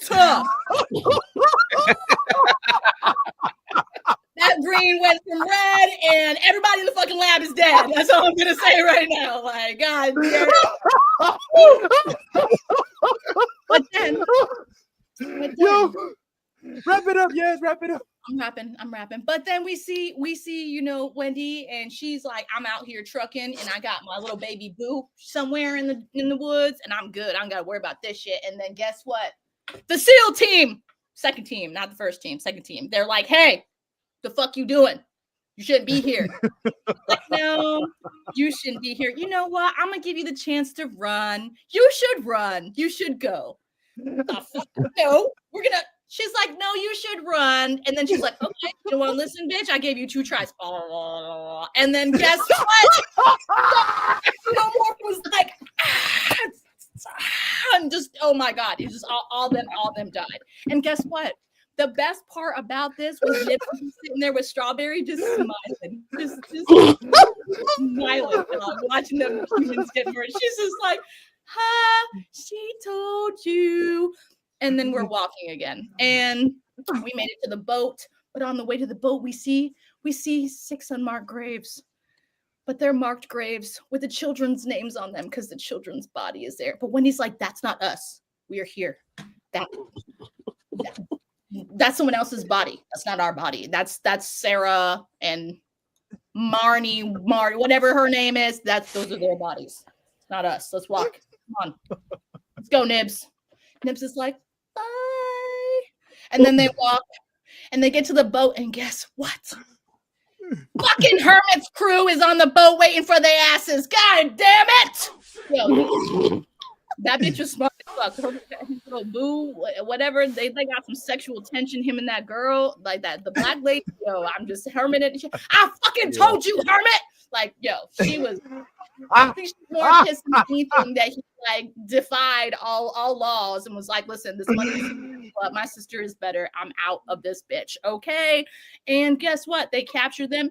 And guess who's lurking in the bushes waiting, like trying to attack, but then realizes, oh shit, I should not attack because they fucking Nibs got pissed off when you touch Strawberry. And guess what happens when you touch Strawberry and throw Strawberry into the water? You get your jaw rip off, bitch. Oh wow. Holy shit. That was like the epic. That was better than watching a curb stomp on television. She just like, hey yo. And then she was just like, it was just dangling, bro, like just like chilling, like. And then she was using it to beat the shit out of the other bad guys. Like, can we just start there? Nibs? I'm taking Nibs on Titan. That bitch is ride or die. Okay, like I'm sorry, but when you fuck with Strawberry, she snaps, and I'm okay. Yo, I was down for Nibs on that ending. I'm just saying, but unfortunately, Nibs got shot with some. She got shot a couple of times with a gun, and then she got shot with electricity, and she went down like twitching. Just like, she was down for the count, but she went out like a champ. That's all I'm gonna say. And Wendy was like, "What did you do?" Yo, it's a wrap. Yeah. Yo, real quick, man. Yes, we cannot thank you enough. We always love it when you break it down.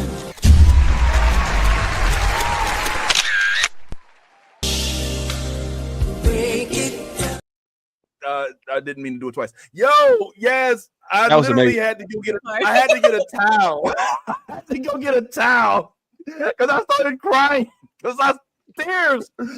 You called him toothless. Yo. There's so much. Face like he was. Yeah. Yo, I love it. Yo.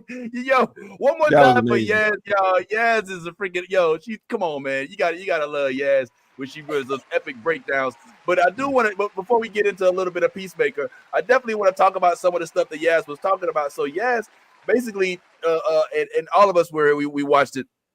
This episode, it broke some barriers. Like we have been safely inside of these spaceships, inside of these worlds, and all of the aliens as of thus far, Deuce, have been basically contained at the best of their ability, right? They've been in at least a ship or maybe a little I don't know, you want to call them a lab or whatever.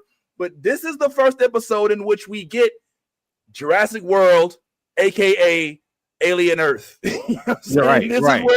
Now the lysine hasn't worked. It hasn't killed off the velociraptors, and now they're in the woods. They're out of the mansion, and they're living amongst us now. As of this point, Deuce, they're still on the island, right? Yeah. But what has been established now, and you tell me what you think about this too, is now we see what the plot lines are. This is a battle between two of the 5 companies, right? This is between Prodigy and Weyland-Yutani. And so we have Morrow representing Weyland-Yutani. Say it again. Hold on. Say it again. Weyland-Yutani is a Weyland-Yutani. Okay, sorry. My bad, bro. Look, man, I read subtitles when I watch shit. Okay, it ain't got none. So he's like, wait, I'm like, what? I'm trying to read the. I'm like, let me put the closed caption. So Weyland-Yutani and all of that on it. So now we see where it's going. Okay, and isn't this so ironic that this is honestly a really realistic plot? Like, if the world goes down, it's going to be because 2 rich motherfuckers or a bunch of rich fuckers were willing to put all of those. Apple, Thank you, Apple. Meta, links. Amazon. What's the link? Tesla. yeah, Amazon. Yeah, Starlink. Shit, Disney Plus. They done took over everything. Goddamn. Look, look, bro. I would not be surprised if I get a letter from my mortgage company and they're like, "Oh, you are now owned by Disney Plus." Like, hold on, man. You own my house? So, like, what do we do with this information? Ed, you've been a little quiet throughout this. What do you think about where we are now? Is this going to actually? How is this going to bode? We've got a toy pet velociraptor alien xenomorph who's in the woods, basically looking like he got looking like Cash Money. You looking like you freaking baby. Like, hey man, y'all told me to pull up. You know what I'm saying? I just want to know. It's probably you want to pull up on Charlie. You know what I'm saying? So as we done is we finish, and then he goes up into the woods. What are we doing? What are you doing, Ant? Talk to me. Well, most of us are reading the chat, the private chat. That's what most of us is doing. I would love to help not spoil it for some of us that may or may not have perused this particular episode. He is not when he rewatches this finally. Yo, wait a minute. Yo, hold up, man. And are you? Yo, wait a minute. You're not. Are you fucking kidding me? I'm sorry, Ann. I'm glad you had me on mute this whole time, bro. I'm glad. Hold up, man. Yo, dude. I'm so mad. I'm embarrassed you did this in front of company. We got company. You know what I'm saying? Okay, let me chat. Chat. You see Ed was sitting there making all these faces. This nigga wasn't even listening. He was on mute. I have no My bad, bro. That whole freaking 30-minute filibuster we just got from Yaz. Freaking Ed didn't see. He just gave us his freaking. He was doing the little circle in the bottom of the screen at Sesame Street. Oh, you don't say. What? Yo,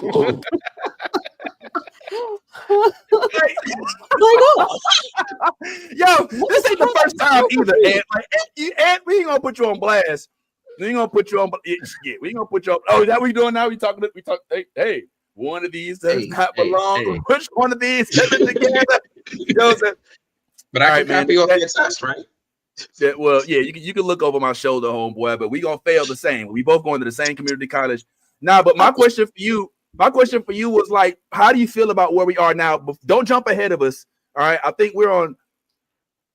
I think this is 6, 7. Seven. The end of this episode. Spoiler alert, real quick for those. The end of this episode, it ended with a free Velociraptor. All right. So where are you with this plot? With this plot line? Oh, now you're on mute. You know what? You know what? It is on vacation for real. He is really down there in Florida. His whole system is decided to just chirp out. He is messing up on Donald Trump's internet. And I found out about you. You going down next, Jimmy? Okay. Nah, let me stop. You gonna speak, man, or should we move on? Oh, sorry. Nah, don't say it. You gotta talk, man. Because what we say about Peacemaker? I was gonna say, let me save you, man. Okay. All right. I picking up what you're putting down, Ant. Okay. All right. Well, then fine. Since Ant is on mute for the Alien Earth conversation, Kira, then why don't you tell us? Do you like where we going? I'm gonna keep it real. Before you answer, I'm gonna tell you my opinion. I'm not sure. And let me make sure I say this too. Whenever I critique a show, a movie, I'm not critiquing the actor. I'm not talking about how I feel about you, Babou Ceesay, or anybody that I love on the show who does phenomenal work. What I speak about is the plot lines, which typically is accountability for the writer staff. And I'm a little bit like, woo, okay, that's where we're going. Pet alien at your disposal, where you can basically make them do whatever you want. He's kind of like, okay, what? Am I going off? I don't, what? I don't want no parts of what you're saying right now. I am heavily. So I'm not making it. So I'm alone in this. So I disagree. So you disagree? Okay. You disagree. Wholehearted. Okay, then Pate, tell me what is it that you think? I am so sorry. You are talking like a baboon that is upside down. Please tell me. You're making nothing make of sense. Please, thank you. Please, thank you. Please. What is it? So, Please tell us how you did. Please. Okay, so everybody's stupid. We just gonna put that out there. Yes, everybody on this show, somebody's mama was also their sister. Just a titch, just a little bit. Oh my god! Oh my god! Some got messed up in the download with the not synthetics, the Hybrids? Oh god, the hybrid. Something got messed up with the hybrids on the download. There was some kind of corrupt file that nobody accounted for. Why are these kids this goddamn dumb for this fucking long? How is Wendy the only one that's smarter than everybody? Everybody, including Boy Genius. Cut it out. Like I get being intrigued and curious and wanting to find somebody that's smarter than you, but boo, could you be the smartest person in the room?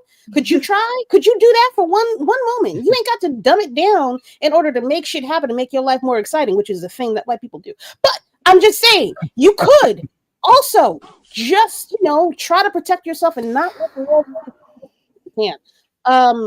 But this show is still going in the direction that it needs to, because I still need to figure out how Prodigy is obliterated. And the way that this show is going, that is a logical conclusion to this entire scenario. Because they are not mentioned in any capacity in the movies going forward. Valid point. Well, I mean, we know why, because you got Boy Genius, okay, this kid who is like, dumb, super smart, but he can't wear shoes to a business meeting. Now nasty. And then he I like that actually. In his toes. And then I'm sorry, but you have hybrids. You took children's minds and put them into synthetic bodies, okay? But you can't afford a camera system for your motherfucking island? Or like, or like one of those, like, when the aliens, how they have like little sensor things, like when the damn dinosaurs, like from Jurassic Park. Like, I'm sorry, but that technology in Jurassic Park is old as fuck, and they have gates and shit. Wait. They have the fucking hybrids. They have the hybrids. You didn't put it on the fucking hybrids. Why didn't you? Are you fucking kidding? Are you fucking kidding me? Are you on some bullshit? You just peep us. This whole thing is a visualization of what happens when people got too much goddamn money. You have too much money and not enough people around you to tell you no. Beat that ass a little bit. He should. Okay, I'm not an advocate for violence on children at all in any way, shape, or form. However, he needed to be put in time out for an extended period of time. Like maybe. Yeah. Maybe. I do not disagree with you. I mean, in one of these instances, I would say, it's okay to have, discipline your child. That child needs to be a little bit more disciplined. Just hold them under the water until the bubbles stop for like 2 seconds. Just for 2 seconds. I want to go that like a bell in the shower, you know what I'm saying, to like wake him up a little bit every now and then. You know what I'm saying? Look at these things. You never know. With you. Okay, these are the two. These are the women. The only ones talking are the ones without kids. I'm like, I'm like, man, I ain't just doing that shit, man. You gonna get me locked up, man. I feel like I've made a correct choice in my life. I'm happy. Hey, I ain't gonna sit there and argue with you, man. You definitely on the right side. All right, so let me. All right, the point I'm making is okay. What? This is kind of comparable to He's kind of like Quan Chi. She's kind of like she's got this. This. Good. I mean, because the thing that I think should talk about, and you tell me, Deuce, if you feel the same way. I feel like Wendy is on a edge of not being the protagonist in this story. Like we've kind of heralded her as the superhero. Oh, she had a kid. She was going to die. Terminal. Oh, she's in the bowel. She missed her brother. But now she is the conduit for the alien species, and she doesn't use it for us to to be friends. She's using him as a weapon. She's communicating with the alien and pointing her. She's pointing the xenomorph at her enemies. And here's the part. Let me get this last part out. And then Ant, and then Kira, and then Deuce. Let me get this part out. the disturbing part about it is, even though she gives folks ample warning that this is what is about to happen, like, yo, look, hey, this ain't what you want. You know, remember the cleaner said to the entertainer, this ain't what you want. But then after they get their heads smashed in, their bodies mangled, the pieces of them flying all over the place, she has zero remorse. She has zero care. She literally, I mean, because you got to keep in mind, like, some of these folks, just like her brother works for the same type of company. You know what I'm saying? Like, she's killing people that are almost just like her brother. Simple employees. Don't get me wrong. Yeah, I know you can compare them to Nazis, but she's killing them, and she's just like, yo, I told you. So I don't know. She's borderline to me. There's a borderline between John Wick and Frank Castle. Okay, like you just gotta, you gotta pick. Come on. What's up, Yes? Okay, so to your point, you have to remember Wendy. Her whole mission and reason why she technically probably let go of the xenomorph is because her whole argument with Boy Genius and with everyone else was like, they didn't ask to come here. Right. She didn't ask, you know what I'm saying? Like they gave, like, she was dying, you know what I'm saying? And like they gave her the ability to transfer her consciousness into a body that wasn't going to be dying. So you see what I'm saying? So like Wendy feels this type of connection with, like, I didn't choose this, it was thrusted upon me. So she feels, you know what I'm saying, like this for her baby kind of thing, you know what I'm saying? She feels that connection with it because it didn't choose to come here, it didn't choose to be born, it didn't choose to be locked up in like this scientific lab and be studied, and you know what I'm saying? Like, so that's where I think her consciousness with everything, that she does when she warns you, and she's like, hey, that's her humanity side of like, hey, I'm giving you the benefit of the doubt here. You can run or you can find out the consequences. Right. You know what I'm saying? So, and her way of doing that, I think that's her way of like giving them the opportunity to make that choice. Like, you have the choice, you chose not to, you run and found out. So I think that's why she doesn't feel any empathy when she sends the creature after people, is because she's like, listen, y'all didn't have a choice, but I'm giving you a choice to run or to keep fucking around and finding out. And guess what? You're gonna die if you fuck around and find out. So it's a good point. Ant, you had a point, and then Kira, I don't want to talk. Ant did. He's been. I just had a question. Because we were talking about how like Prodigy doesn't exist in the films, and we don't really hear a lot about them. I had another question. When is the first time that we see an alien queen? Because one thing I kept trying to figure out is the origin of the alien queens, because we see aliens, where they come from. There's face huggers, put them into humans, they burst out. So where do the queens come from? And I'm wondering if this show is going to answer that for us. It's a good question. That's a phenomenal question. Deuce? Well, yeah, Kira. You speak out, whoever want to speak out. I ain't going to. Okay. Deuce, no, so what I was going to say too, like even to the point of like Wendy's mindset, you got to remember that first conversation that she had with Kirsch at the very, very beginning with the scorpion being trapped. Remember, like that was a whole moral dilemma for her, because at first she wanted to kill the scorpion because it scared her. But then, Kirsch kind of put in an idea. He was like, well, think how the scorpion must feel coming in this world, being trapped in this glass, looking at these so-called giants to him, right? So in her, like that was like her early on message that she got before she got transferred over into her new synth body. Or hybrid body. And now that's kind of like, you got to think, as a kid, you get one of those like, when you get one of those lessons early, you latch onto that lesson, and that kind of becomes your identity until you start evolving into, other things. And I can see her looking at the alien. Got to think, she saw that xenomorph from a baby, and like, you know what I'm saying, to where it's at now. That's why my only gripe with this last episode was that they captured the new baby alien too fast, because I wanted to see the dynamic of, she pretty much mothered this other xenomorph. Now we got this new xenomorph coming. How is that interaction? I really wanted to see that in that wild setting. I have a question. I think I have a question. I know I have a question. I feel like several ways I could say this. I wonder if there's a link between the xenomorph that was hatched from her brother's lung I wonder if there's some kind of a connection between his DNA with her. That's what's been bothering me, and I don't understand when she developed this power to communicate with these fucking aliens. There's been no like direct moment in time except for when she got murked up until she woke up. So Yeah, I don't. It was just like an idea that Boy Cavalier said, "You can do this, so do it." And then she just did it, and it was like, yeah, they didn't.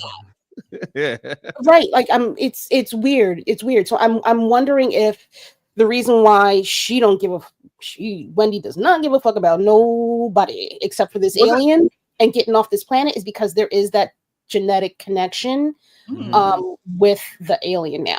Interesting. and especially, I was going to say last thing. Last thing I was going to say. The real interesting part of it is that prior to Wendy being able to communicate with the xenomorph, we've only seen Sigourney Weaver being able to do that, and hers wasn't the same way that Wendy is doing it. Like the way that it was more telepathic or like just more of an understanding. So, like I said, right now is a lot that's up in the air about how to communicate with these xenomorphs. Yeah, because I honestly was thinking like, well, actually, remember in Sigourney Weaver, it was more, or as Yaz calls it, what is Sigourney? Whatever, dude. That's a hard ass name. She was impregnated. I mean, not impregnated, so to speak. But yeah. So she was like the mother, and so they were not fucking with her because she was one of them, so to speak, in a sense. This is a completely different instance. This is a chick who's not even human.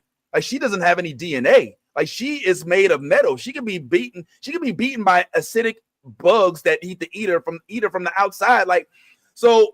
But correct me if I'm wrong. And I know Ant's got to get up out of here real quick. He getting flued somewhere else. I think it's Dubai this time. I don't know. He always out somewhere in the middle of the world. Where you at next? Tokyo? Where you at, man? Japan? Where you going next, man? Ghana? South Cape Town? Going back to Brooklyn. Get me some good Chinese food and pizza. Hey, watch out now. Hey, don't start. Because if you want to put up New York Chinese food versus St. Louis Chinese food. Hold on. I'm glad you picked your battle. Don't say nothing about pizza. Oh, I won't. No, even though Emo's got something to say, but y'all got this weird thing where you don't like pizza to be from a franchise. So I don't know. I'm gonna leave that alone. That's a whole other subject. But don't make that face. Don't make that face. Right Are you okay? Are you on Kira, let me pull up Brooklyn. What's with your strain? You got something contaminated in your shit, homie. What's going on? What it is? Kira. Okay, Kira, you telling me if I pulled up to your if I and I appeared in your apartment right now and said let's order Domino's, you gonna be like, yeah, that's cool. Hell no. Thank you. If I said let's order pizza, you say that's cool. Marco's, thank you. Thank you. And Domino's and Pizza Hut, they all have a place, right? If you only got $5 and you're hungry and you got to feed 3 people, I understand. Options are limited, right? But if you've got $10, why would you do that to yourself? Don't you? That's my point. Like if you in St. Louis, like you're gonna get Emo's Pizza, and you're not gonna feel bad about it because it's a St. Louis franchise. Because y'all don't have New York pizza. Like if you don't have any other options, then that's what you have to do. Boy, wait, don't do this. We was call a xenomorph on your worst case senorio. Go get you some Sbarro. Right? Like if you have to, go get some Sbarro. Well, watch your back, bro. Shit, for the bullshit. Nah, but Ant, come on, tell me, man. Like, wasn't there an instance? Correct me if I'm wrong. Wasn't there an instance that Wendy started to, like, she was just talking about how Kirsch explained to Wendy, "Yo, look, you don't know how to." But I feel like there was, maybe it was when Nibs had her incident, but I feel like maybe it was when she had the interaction with the baby that we see right here in this scene. But there was an instance in which she flipped a little bit, right? Like she kind of just started to become more alien-centric. So Wendy's never really been with the program. It's just a lot of times her goals aligned with their goals, right? She's been controlling the cameras. She's been going on the internet. She's been pirating shit and not changing hot VPN. She's been doing all sorts of shit out of pocket. So she's been on this since day one. And Boy Genius has just been like, yo, let her cook. I don't know if they know how to control her. Right. That's the big point. And there's a reason they only made one of her, because she's the only one like her, right? None of the other synths have the strength she has, the ability that she has. She killed a xenomorph by herself. The rest of them got cooked. Yeah, and you got to remember, it's clear they clearly got sliders on all these synths. Like, so whatever, like whatever they felt with her, they was like, yeah, turn that aggression down real quick. let's turn smarts down a little bit. Like, they was definitely in the creator player. Like, all right, we gonna give them 63 in this statistical category because bro, we gave her 85 and she going crazy. We can't do nothing with that. I love it. He like goes to the settings. Like, no, hold on, man. Let me go ahead and turn this down. It's like 45. Like, she's a little too intelligent right now. What is that sass? Okay, let me get the sass down from 85 to like. You know? So I love that, but yeah, that's also another thing. Like, very critical moment, and then we got to let Ant go. But I want Ant to get into our Peacemaker conversation. One of the most critical moments, in my opinion, or things that was said, was when she was sitting there. Okay, he was. How can I? What's right? All right. Well, remember when like? Okay. All right. Full disclosure. I forgot. I ain't gonna lie. I was trying to stall. I was trying to stall what I was trying to stall when I wrote up. Okay, bye. The scene is it's because I had it in my mind. It was the scene where she was damn. I ain't gonna lie, it's gone, bro. It's gone. Okay, cool. It's completely gone. It left. It was a good one too. I ain't gonna lie. All right, yeah, I don't like dominoes. This comment right here was the best. I had to put that on screen. This was gas. I'm not advocating for Domino's, although I will get a flat crust Pizza Hut on a Friday night if my wife is out of town. I used to work at Pizza Hut, so I can't do Pizza Hut no more. Yeah, See? Oh, you used to work at Pizza Hut? Well, I bet you can tell us what's in the sauce. All right, there's a lot of stuff going on there. Yeah, there's a lot of stuff going on. Do better. Know better, do better. Yo, I swear. I tell y'all what, man. I can't. I literally can't remember. I'm gonna remember next week. But it was something to do with like where Wendy had to learn the difference between like, because she doesn't understand that. Oh, that's what it was. I remember now. There's a very key moment. I remember. Yes.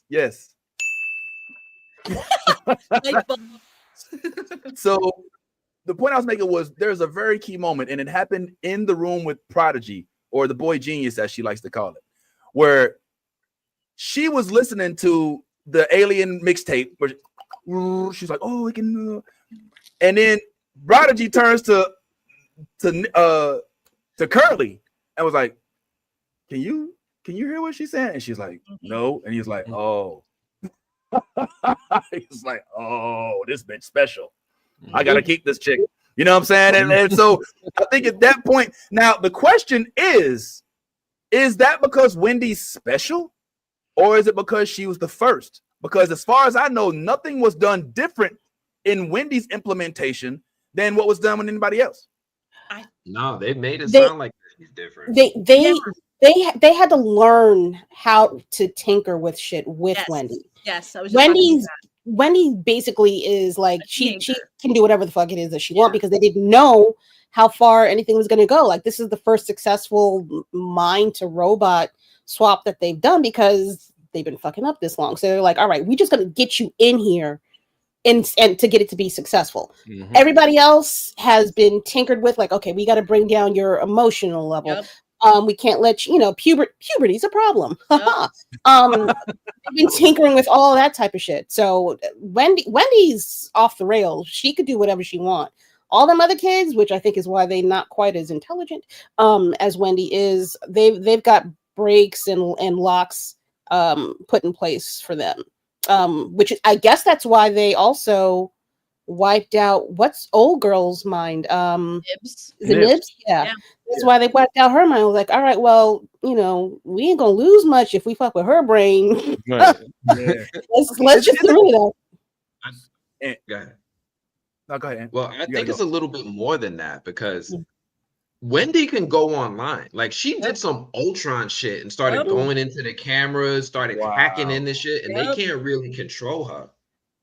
Like she does stuff that they can't do. Like none of them got Wi-Fi. Yep. None of them got None of Wi-Fi. them. She's the only one It's not combing Wi-Fi. through the system on some Ultron shit. So I really do think that Wendy was made uniquely different than the rest of the synths, and that they're examining her more as much as they're examining the aliens. Yeah.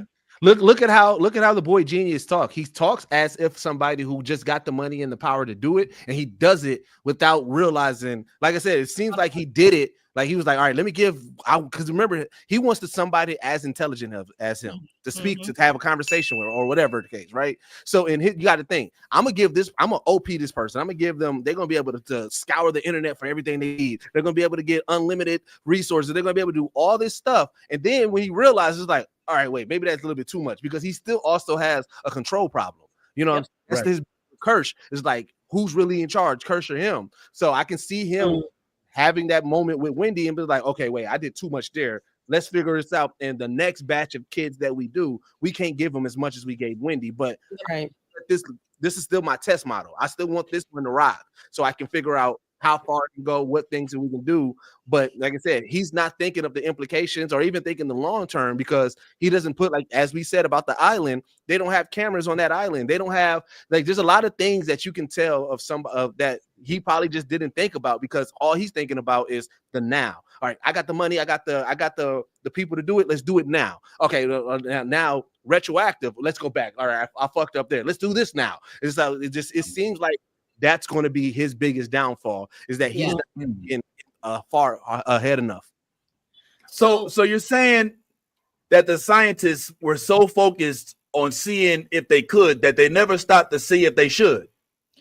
Exactly. To quote Ian Malcolm from Jurassic World. Like, come on. I mean, don't get me wrong. I mean, I love the repackaged present, but let's not call it what it is. What's going on, Yazzie? Okay, so like you're so right, Young Deuce. Like they've literally stated this multiple, like kind of like in different segments of like the series so far. You know, Wendy was the first, so she is special because they made her very different from the other kids. They used Wendy to make the other kids how they made them, and they wanted the other kids to go through the processes of like being a child, developing, you know what I'm saying, those different emotions, and you know what I'm saying, like puberty, and just going through those different stages of growing up, so that they could see how far that the mind can actually be pushed, you know what I'm saying, like how far the science that they literally have developed can go, and they didn't want to push it too far too soon. With Wendy, it was like you said, Boy Cavalier was like, hey, I'm impulsive. This worked. I want to see what Wendy can do. You know what I'm saying? Like, I want to see her full potential. Like, what can we do with this body and this, you know, this creation that's hybrid now, that is also a human mind? You know, what lengths can that human being go to? And that's why Wendy is so different. And like they even the kids look at her different. She's the first, you know what I'm saying? Like it's all in how the verbiage they put around everything. You know what I'm saying? Like Wendy has control, the other kids don't, you know what I'm saying? She can go places and do things. She can communicate. And I think, Kira, you're so right and hit on the nail. I totally didn't even remember that they birthed the freaking xenomorph from his kidney when they took it out. They said, yep, your kidney did us a service. And it was how they made the xenomorph, which was absolutely mind-blowing and crazy. So yeah, that connection, you know what I'm saying? Like give it a thought. Vince, you're a parent. Young Deuce, are you a parent as well? Don't remind me. Okay. Whatever. You love your babies. Stop it. I do. Okay, like you got some cool ass kids. Stop it. All right. Your kids are cool. So yeah, so when you first held your child, you felt that connection, that undeniable connection. This is my blood, this is my kin.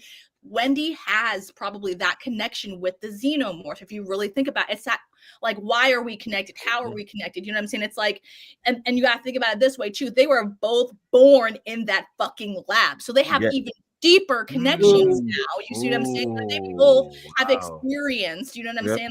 Like we were one way, a certain way, and then someone made us another. So they have that, I don't know, that undeniable, it's a weird connection that they share on so many different levels. So you have to think about it. It's the humanity side, it's the instinct side, and it's that, you know what I'm saying? It's that bond that undeniable bond of kin that you can't. So that xenomorph, it will follow Wendy to the ends of the fucking earth, because it feels like that is his family. Like, and I was going to say just one last point. is that we're seeing the cycle start again, because you see that even with the Oculus, he immediately is like, well, we got to put it in a human. Oh, wait. I know exactly who to put it in through. And again, not even thinking like so he's going to do the same thing again. But that's going to be an even bigger threat, because there's literally going to be no way he can control that. Like that's no. And the crazy part is we actually got to see the eye take over a human being inside of the ship when the ship crashed. So we got the full-on fledged see, and boy Cavalier, boy genius, he is not fucking ready for any of this. That's what's so bad about him and his character. And I think he's the biggest antagonist in this entire this series. It's boy Cavalier, because one, he will not give the fucking aliens back. Oh, because we have a 6-month fucking quarantine period. Sorry, sorry, haha. And you have to think about everything he has done has led to a worse fucking consequence. Literally everything. Hold on. I got this for you. He wanted to find somebody that was smarter than him. It's the fucking aliens. I know, but that's what the problem is. That's what the fucking scary problem is. And he's so stupid, he doesn't realize it. He's like, let's put it inside of a brain. A stupid person. That way I can see how he literally said it. So he literally is this show's antagonist. It is boy Cavalier. He doesn't realize his genius is making him so motherfucking stupid with his gullibility of, I want to learn, I want to know. Dude, that thing has escaped and murdered people. It's murdered animals. Like the animal was so smart, it literally hit the glass and trapped the boy in, and he wants to have a fucking conversation with that shit. Motherfucker, you need to put that thing back where it came from. Wait, can we talk about how it did the next 3 digits of fucking pi and took a shit as the 2? Can we talk about this? I was like, wait, are you gonna stop your foot? No, this nigga took a dump. How? Now and stop. Laughed about it. He was cracking up. He was that was what. And I never in my life. Never. I missed that. Never. And I missed that fucking, Morrow got captured. Can we even go back? Can we go back to how her shows up and he drops the container and goes, finders, keepers. No one likes a sore loser. Yo, that was so fun. They're back and forth. It's so gas. It's just they have this charisma that is undeniably great. And then he was like, okay, well, give me what's ours, boys. Let's go. And then he was like, oh, well, he's like, it's not going to end here. We'll see. Capture his ass. And they just packed him just straight up and captured him. Incredible. Fucking incredible. Is there any? Now Morrow's captured on the island. You have to think about this. Our last episode, Morrow is now a captor. Okay. He's also a fucking really intelligent robot that's also a human being. Okay, he's that type. All right, so he's on a different level than everyone else. One, he knows all of the information about every single one of these motherfucking creatures. He knows what they do, how they hurt people, what they hurt, and he knows how to obviously get them free. So this last episode, I'm telling you, we are going to be hanging on by our fucking coattails, wondering how he escapes. Wait, hold on. Can we also delve a little bit into how Kirsch is doing job security for himself? He's not doing this shit. Just take this fucking boy genius the fuck over there. He ain't doing that shit. Also, I really hope this happens. I want Morrow's consciousness to be downloaded into Kirsch.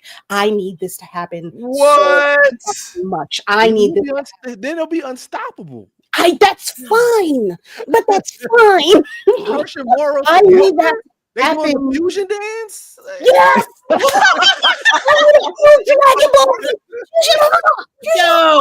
Yo, I'm wearing the Dragon Ball right now, yo, that was fire. I love it. Not to get you.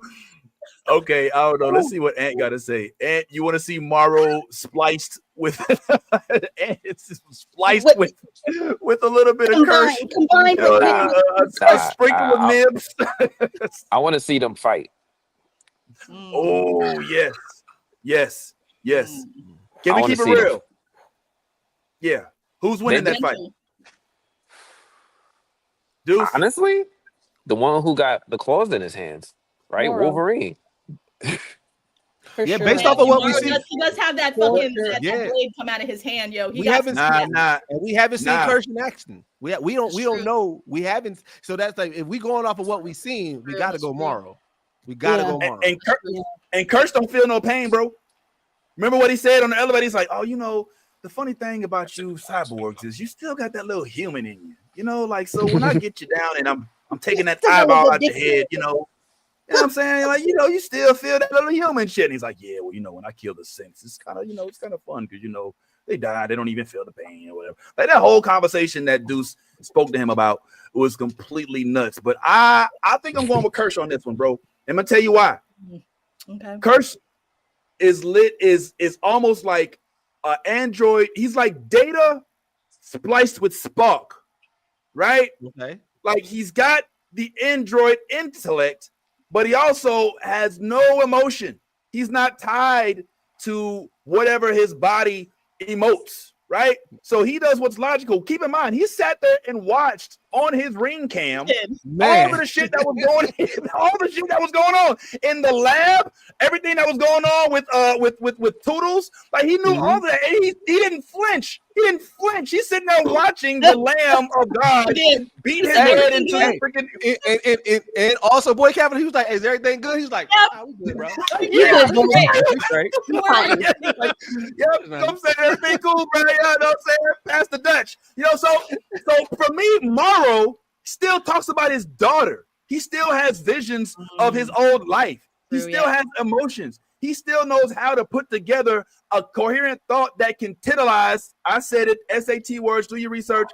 A young man who's still in his adolescence. So that to me says that he can be tricked, as he was in this episode where he got bested trying to come out like he was Call of Duty's Modern Warfare, Secret Black Ops, and he got met by Kirsch, who was watching the whole time. So in my mind, that is the exact same thing that's going to happen to Kirsch and Morrow.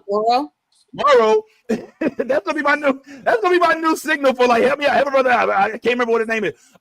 Morrow and Kirsch, that is the exact way that it would play out. Morrow will have emotions, he'll try to do his best, but that human side will always supersede the element of android, the metallic aspect of him, and that's where Kirsch, unfortunately, as Data, would beat Spock any day. That's a solid assessment. I ain't even gonna hold you.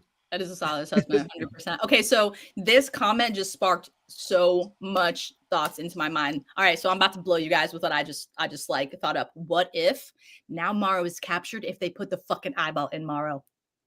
Okay, all right. Let me add on to this. Oh, what the fuck? Because he's still human. Remember, he is still fucking human, and he's a cyborg. So just think about if they put it. Oh, Callow, I like where you're going, but hear me out. Hear me out. I have been watching this eye. All right, I've been watching this eye, and this eye moves very, very, very, very deliberately. Yeah. Okay. The eye didn't want to be in the little glass case it was in. He found himself into a goat or a lamb or a sheep.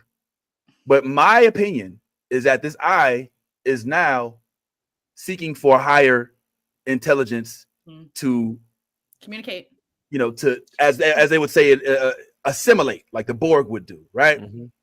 Remember, he fought the xenomorph. You know, he's not looking for not just a higher state of being. He's looking for an apex predator. Yep, he is. It's not just it's so it's going to be a human, but I don't think it's going to be Morrow, because he's not. He has all those. I don't think that you're wrong, obviously, but I do think that the eye is not just looking for the biggest arms and teeth. I think the eye is looking for I didn't say that. You said predator.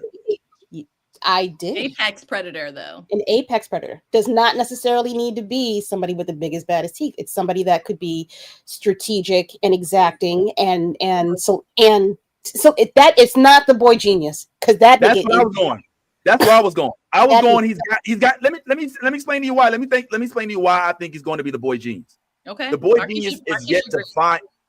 He's yet to find somebody that can match his level of intellect. He's not able to have that conversation that he wants. That this whole thing is supposedly about, right?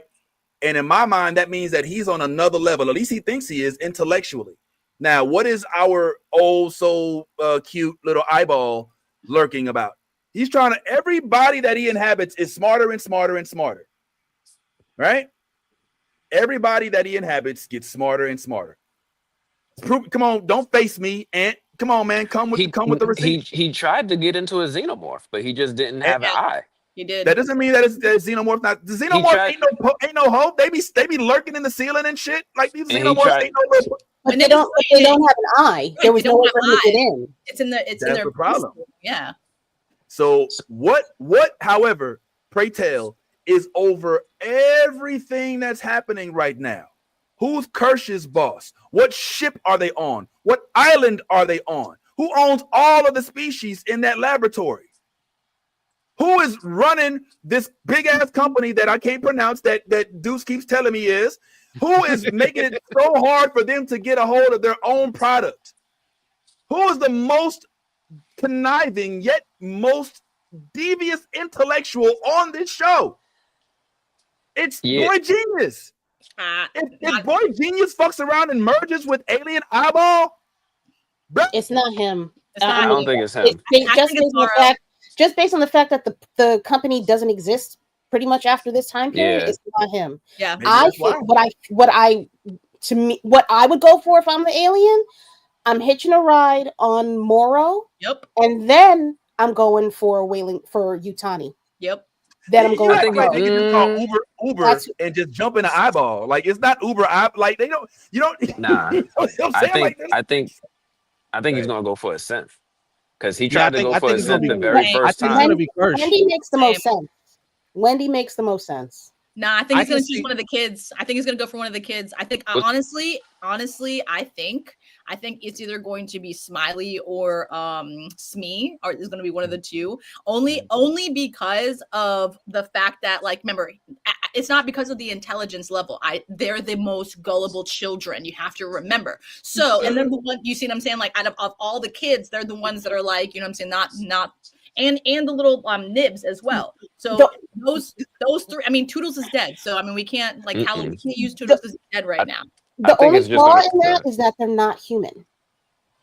But they have consciousness, though. But their body aren't the lamb is not human. Organic matter for the thing to hitch to. It has to be. It has to be. Yeah. I thought that, but again, like I said, they remember it tried to get the girl. I think it's just going to prioritize whatever body is the most capable. Yeah, it tried to get her, and so to me, that's why I was thinking we really don't know the rules of this of this Theoculus, really. We can't, and so that's why I think it could still be a synth. And the kind of your guys' point, the way I look at it is this: Boy Cavalier has been antagonizing this eye for how many episodes, right? I can see it, and it's obviously intelligent.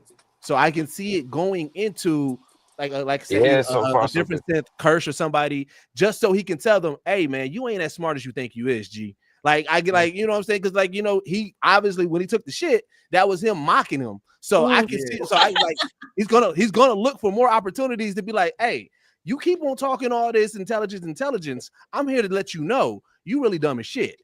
You know, and so I'm thinking, and I can see him going in Kirsch. To be like, and Kirsch is really more smarter than you, bro. Like, listen, I'm all intelligent. I got all this, so that's where I'm leaning into. Last question, real quick, and then we can delve into. Hold on, do you have a driver? Did you just hop in a limo? Did you just hop in? Do you have a car? There's Mr. Fitness, Bosworth Bentley in the front seat right now. Like, what the fuck going on? Did you just hop in? Oh, man, you got an Uber. Yo, all right, let me give you the dispensary for Fort Lauderdale. It's on Commercial Drive. Let me talk. There's no dispensaries down there, but my homeboy Ron is on West Commerce. I'm gonna send you his address. He don't take cash. Apple Pay only. Real quick. What was, and I swear this is the last thing, and then we can. This is This is the penultimate. Pentultimate. Penultimate. Pentultimate. This is the penultimate episode, right? Penultimate, yes. It's very pentimate. Oh shit! So there's one more. So that means that the finale. What the fuck? And finale watch party. He's got to catch up for us to have fucking watch. Oh, God damn it! How you gonna do this shit? What the fuck? He's got to watch all like 8 episodes on first time watch party. Go ahead, speak for yourself, bro. Come on, you on blast.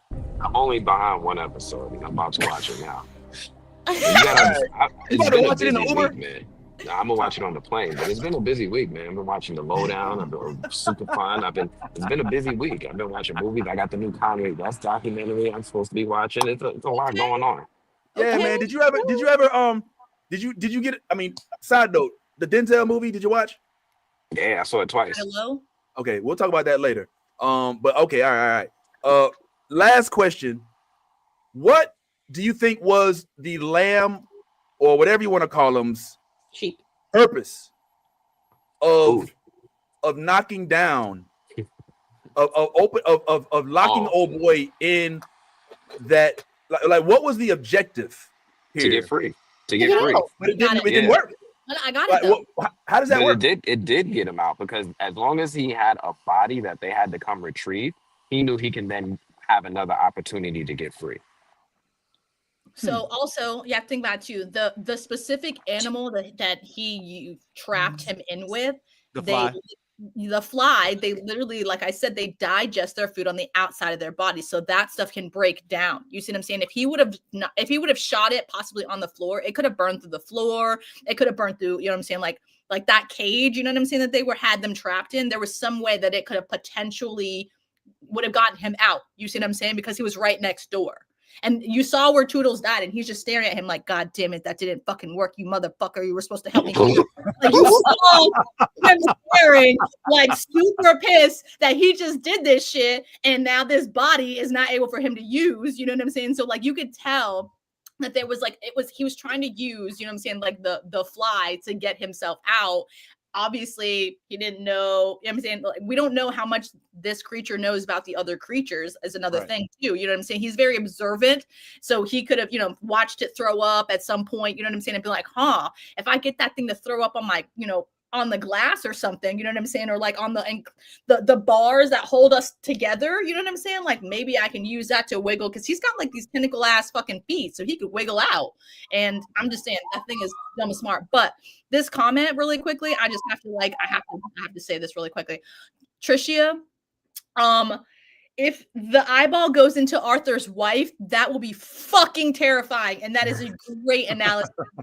I'm just saying, because she technically is on the similar level of smart as the boy genius. You know what I'm saying? Like she's altering all of his, products and his, his children. So that's damn. I didn't even think about that one. She's also strategic, because she told that motherfucker yes when the husband said no. Yep.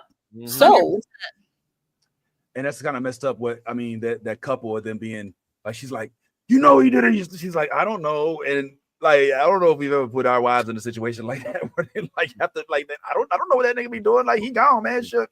Like, also, if the T.I. goes into the wife, they're gonna have the most tragic story in Alien. They died by 2 separate alien species the worst way. They were studying. Right. That was a horrible love story. Go ahead.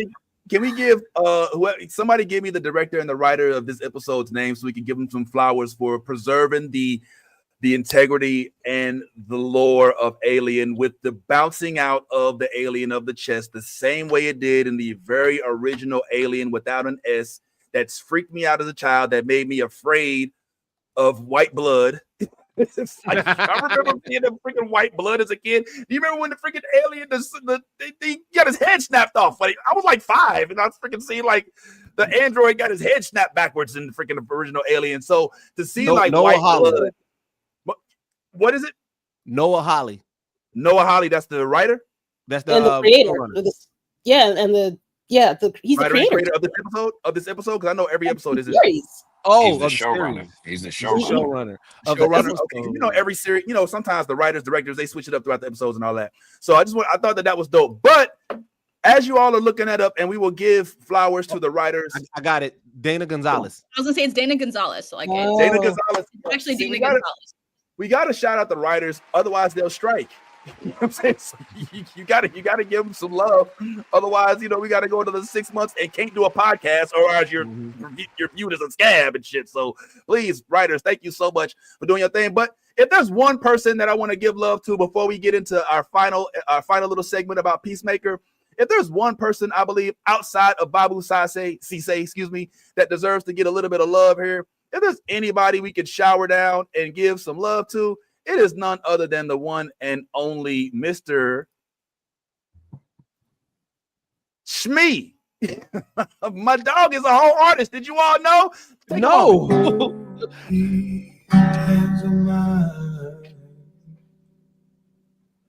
Making time.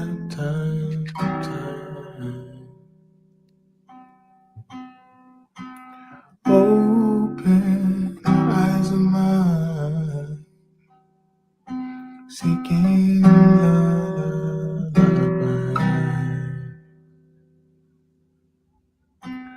Open your heart. Okay, he got bars. I hear Hey, that track, you know what? You know what? Anthony Hamilton biography, he got it. Come on. Holding on.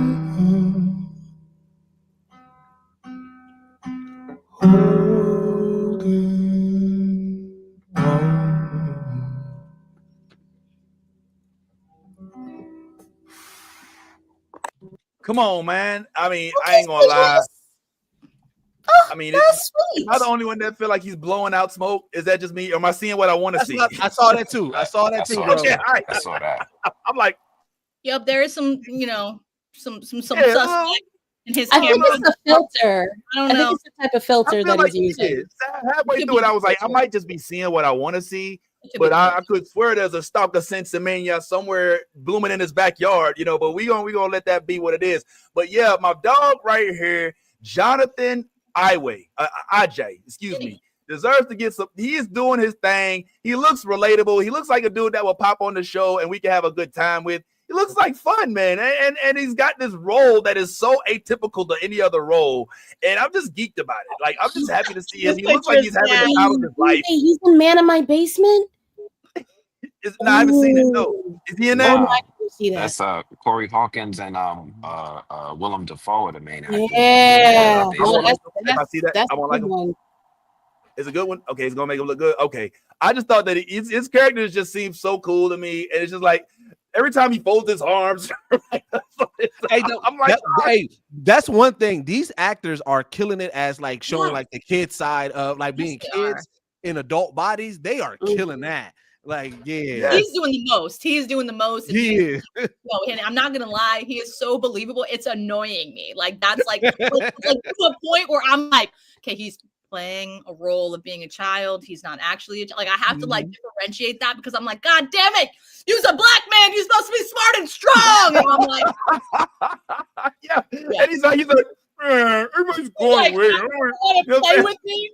Fine. Dame Dash would not like this character. Dame Dash would not like this character. No, it's Dr. Umar either. What are you doing? I'm giving you an adult hug. Right? He's like, okay, whatever. But anyway, yeah, I just want to love on old boy because this character is one of my favorite in the show. I'm gonna keep it real. He's low key comedic relief, and it's taken on, and just to kind of bring things full circle.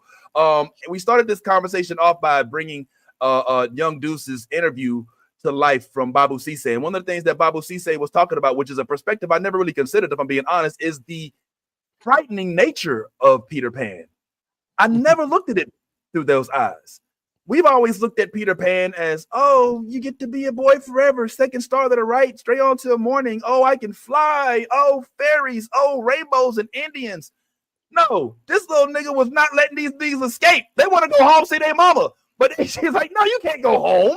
And it's like, we've got everything we want here. We eat nothing food, all right, for breakfast, lunch, and dinner. We can fly. We can fight. We can He's like, I just want my mom. I'm like, fuck your mama, dude. We're never like, I never looked at it like that. What's up, Jazz? You know what's funny about that comment is it literally a horror Peter Pan just came out, and it's like swear to God, it's like B-rated. It's not like, it does not look good at all. It's like Pooh. It's like the yes, it's like his face. Oh my God, it's so fucked up. And okay, so if you watch, like, I had to watch the opening trailer because, you know, like, that's one of childhood movies. You know, I had to check it out. It was like an horror too. So I'm watching the trailer, and in the trailer, the way that, you know, like, you know how Peter Pan usually comes through like the window and, like, you know, plays around in your room and shows you he can fly, and then coerces you to fly through the window with him. Oh hell no, this motherfucker was like under a or like in a drain type thing, like, you know, and he like was, come with me, come, all creepy, like It type, and then like pulled this kid down this fucking drain type shit. And I was like, oh hell no, this is screaming It and Peter Pan. And I'm not watching any of this shit. So yeah, it just came out. Like, where the fuck did I see it on? Oh, okay, so you're gonna see it on Peacock, of course. Oh, you know what I'm saying? It's one of those B-rated. Like, I was just like flipping through, and I was like, Peter Pan horror, what the fuck is this? And then I was like, this is why no one's heard of it, because this shit looks really bad by the trailer. Like, oh my God, yeah. I can see it though. I wouldn't want it. I'm interested. It sounds bad. Sounds like Tubi worthy from what you're describing, but I would be interested in. I love the flipped narratives of what we now know as Disney stories, which frankly are not Disney stories. They're co-opted by Disney. Disney didn't invent Sleeping Beauty. They didn't invent Snow White. They didn't invent Peter Pan. These are old ass stories that they basically bought the rights to. And I like to see the different variations. Snow White and the Huntsman, one of my very favorite. I honestly think that is one of the most underrated remakes of a movie ever, frankly. And then, like, I mean, I'm here for it. But just to kind of close out on this conversation, then we can go ahead and finish up with Peacemaker. This is exactly what he said for those who do not remember. Show taught me how scary Peter Pan actually is. And this boy that doesn't want anyone to grow up. And what is growing up? Well, it's becoming more responsible, but also becoming more morally responsible. Mm-hmm. So you have to do the right thing at some point. But then again, we've got a bunch of adults that are doing whatever they want. You know? And in the midst of that, Morrow trying to represent duty. He's saying, well, we have to do what we should do. You know, so I think that Noah explores that with this backdrop of corporations. And, you know, in the modern world we live in right now, we're asking questions of, well, what are the corporations doing? Who's really in charge here? Right. Is it our government, or is it that super powerful billionaire, trillionaire to be over there? Like, what's really controlling things? And we're in the midst of it, trying to make sense of that. So I think that exploration with sci-fi gives us a chance to do. It's what I love so much about this show. So that I say to make sure you all do not forget to literally leave this show and go directly to Young Deuces YouTube page, where you can watch the full interview with Mr. Babou Ceesay. Exclusive interview. You won't see this anywhere else. So do not shortchange. And I'm gonna go behind it and check the views to make sure y'all all watched it too. So make sure y'all give Young Deuce his bump, the new Blurred Order bump, and check out that interview with Babou Ceesay. Please. Can I do a quick shameless plug? Please. Also in 20 minutes. Oh no, I don't. It already released. I did interview Zaina Bear as well, and that came out today. No way, we love Zaina. We had her sing the Lion King like song, like the opening to the Lion King 2 on here, and it was fucking epic. I've definitely watched it. Oh my God, it was so great. So a little bit quick insight into my process when I interview people. I'm a big researcher, and my whole goal is to make sure that I can ask my guests things that they haven't been asked on other people's podcasts and things like that. So I watched y'all's full interview and everything, and that was really dope. Thanks. Oh man. I get so embarrassed. I'd be like, oh shit. What did I say? How bad was it? I know I said some stupid shit, bro. I saw me and Zaina, we linked. I got a chance. Me and by the way, y'all know my boy is on Saturday Night Live now, right? Like literally. Like Cam Patterson. This is my dude. I tour with him. And Cam when we did the Atlanta Comedy Theater, which is in Atlanta, which is in Georgia. I just thought that people of Georgia should know, because when I was there, I said, who here is from Georgia? And Then and not everybody said hello and said raised the hand and screamed. And then I said, all right, who's from Atlanta? And I was like, all right, y'all know Atlanta. It's in Georgia, right? It's like, I ain't from Georgia. I'm from Atlanta, nigga. The fuck? So I'm in Atlanta, and she came to check us out, and I was trying to get her interested in doing stand-up, and I'm still hoping that dream may come to fruition, but we'll have to see. But by all means, guys, after you watch the Babou Ceesay interview, make sure you tune in to the Madam Zainabear interview that will be live and direct from Young Deuce. Young Deuce, where can they find that, by the way? It's at Young Deuce. Yeah, youtube.com/Young Deuces, DEUCES. I spelled it the right way. I know some people spell it with a DUECS. That whole I before E, except at the C thing. Is sort of weird. Okay, all right. So. Yeah, but also I dropped the link in y'all's y'all live chat. Okay, or I have my guy do it. Matter of fact. Oh, okay. Well, listen. Either way, we're gonna have it. It'll be on our website as well, guys. So YouTube and newblurredorder.com is where you can find all that. All right, we'll get into one final commercial break, and then we will break down the last episode of Peacemaker in the last couple minutes that we got here, and then we will bid everybody adieu. Has anyone ever forced you to do something you didn't want to do? If you or a loved one has been victimized by WPS, you may be entitled to compensation. Symptoms may include sudden peer pressure to skydive, unsolicited invites to Burning Man, and eating spider ass. Don't suffer in silence. WPS is real. Protect yourself before you end up hiking with no water. Are you at risk? Shit, you could be. The good news is there is help available. The WPS hotline is staffed 24/7 by trained counselors who can help you through the recovery process. You can call them at 1-800-FUCK-THAT-SHIT. Has anyone ever forced you to do something you didn't want to do? Make sure you call 1-800-FUCK-THAT-SHIT and our sponsors over there at Please help folks to stop being affected by what they know as WPS. It is a real thing. Let's go ahead and get into the Peacemaker of it all. So I am feeling a way about this show right now. It's before I get into my feelings, I'm curious about y'all. We're all caught up, not including Ant. I'm not. Okay, you gonna chill, or you wanna bow out? It doesn't matter. I could chill. Spoilers? Spoil it. All right, cool. So for those of us that have, I believe we're on episode 4 or 5. 5. We're on episode 5. 5 is live now, right? Of an 8-episode season. Yes. Okay. And we're now at the Yes, you can't do a breakdown if you don't see. I'm sorry. I'm sorry. I will give you a full breakdown next week. I'm sorry. Are you sorry? I don't feel like you're sorry. I knew Young Deuces was coming on, so I wanted to make sure that if you asked me, I was good on the episode 7 recap. So I rewatched that shit this morning, just for y'all. You know what I'm saying? Because I love y'all, but I'm sorry, I did not have time to Peacemaker with my fucking schedule this week. My bad. Nah, I understand. Yeah, it's a lot. And look, all right. I got 2 words for you. Eagerly, motherfucker. Hey. Eagerly is if I was talking about me not being ready, I was so not ready for the impact of one bald eagle. Shout out to anybody bald. Me and Ant, we down. All right. And you coming through with the whole gang of blood eagles and Crip Eagles and Vice Eagles. The Eagle Hunter. Oh, okay. Now I got you. I'm on the same page, bro. So yes, when you see it, oh my god, yo. So I'm gonna put down. Hey, don't get me started. Hey man, we've been down those roads when we all was young at one point in time. Yeah, watch out, Young Deuce. I be yelling out gang. Do you geeks now, right? I be out with my gang. Who would do? You know what I'm saying? I'm out here thug them, say that bitch. Oh my gosh.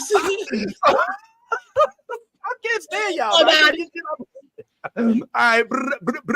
right. Well, anyway, while you were at home wondering, wondering when how dope the next episode of Peacemaker is going to be, we were impacted or introduced to one of the most gangster, lethal, literally completely out of left field superheroes that I was not. We got glimpses We got glimpses, right? We've seen Eagle Lee kick some ass, but I ain't seen Eagle Lee roll up with the whole Wu-Tang Clan, the squad, all of NWA, the entire Slip and Slide, Outcast, Dungeon family, like Cash Money, Young Money. Everybody was down in that woods with Eagle Lee in the bed. And he was, you know what I'm saying? And he's like, Eagle Lee, this scene took me, yo, because he was like, oh, he started crying. And he's like, Eagle Lee, the prime Eagle. Oh. And he started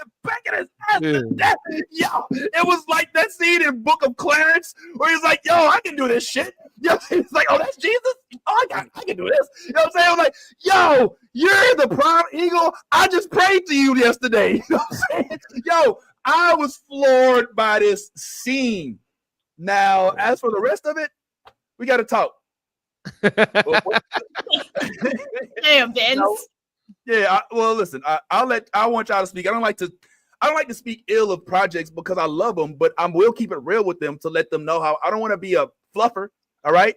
I'm not going to sit there and be like, yeah, I love it. I love everything. Yeah, everything is awesome. Nah, if it's awesome, it's awesome. And you're going to get what I really feel. And I'm interested in Kira, ladies first, and how you felt about the most recent episode of Peacemaker. And then Ant and Deuce, if you wouldn't mind following. We only down to like the last 20 minutes, so let's try if we can to keep it short, which I know I'm the biggest culprit of that. Kira, you got I want to get to episode 6. I'm not saying that this was a bad episode. I need to get to episode 6. I want to see what the hell's gonna happen on the other side of that door with Peacemaker trying to really, really get into it with his family and live the life that he thinks that he wants to lead on the other side of that wall. I'm still waiting for the shoe to drop in that world because no world. And the preview of next week's show, Adebayo is curiously missing. So I think a lot of the people that are guessing as to what's that world really is like might be correct. I don't want to give it away. But that's I like this episode.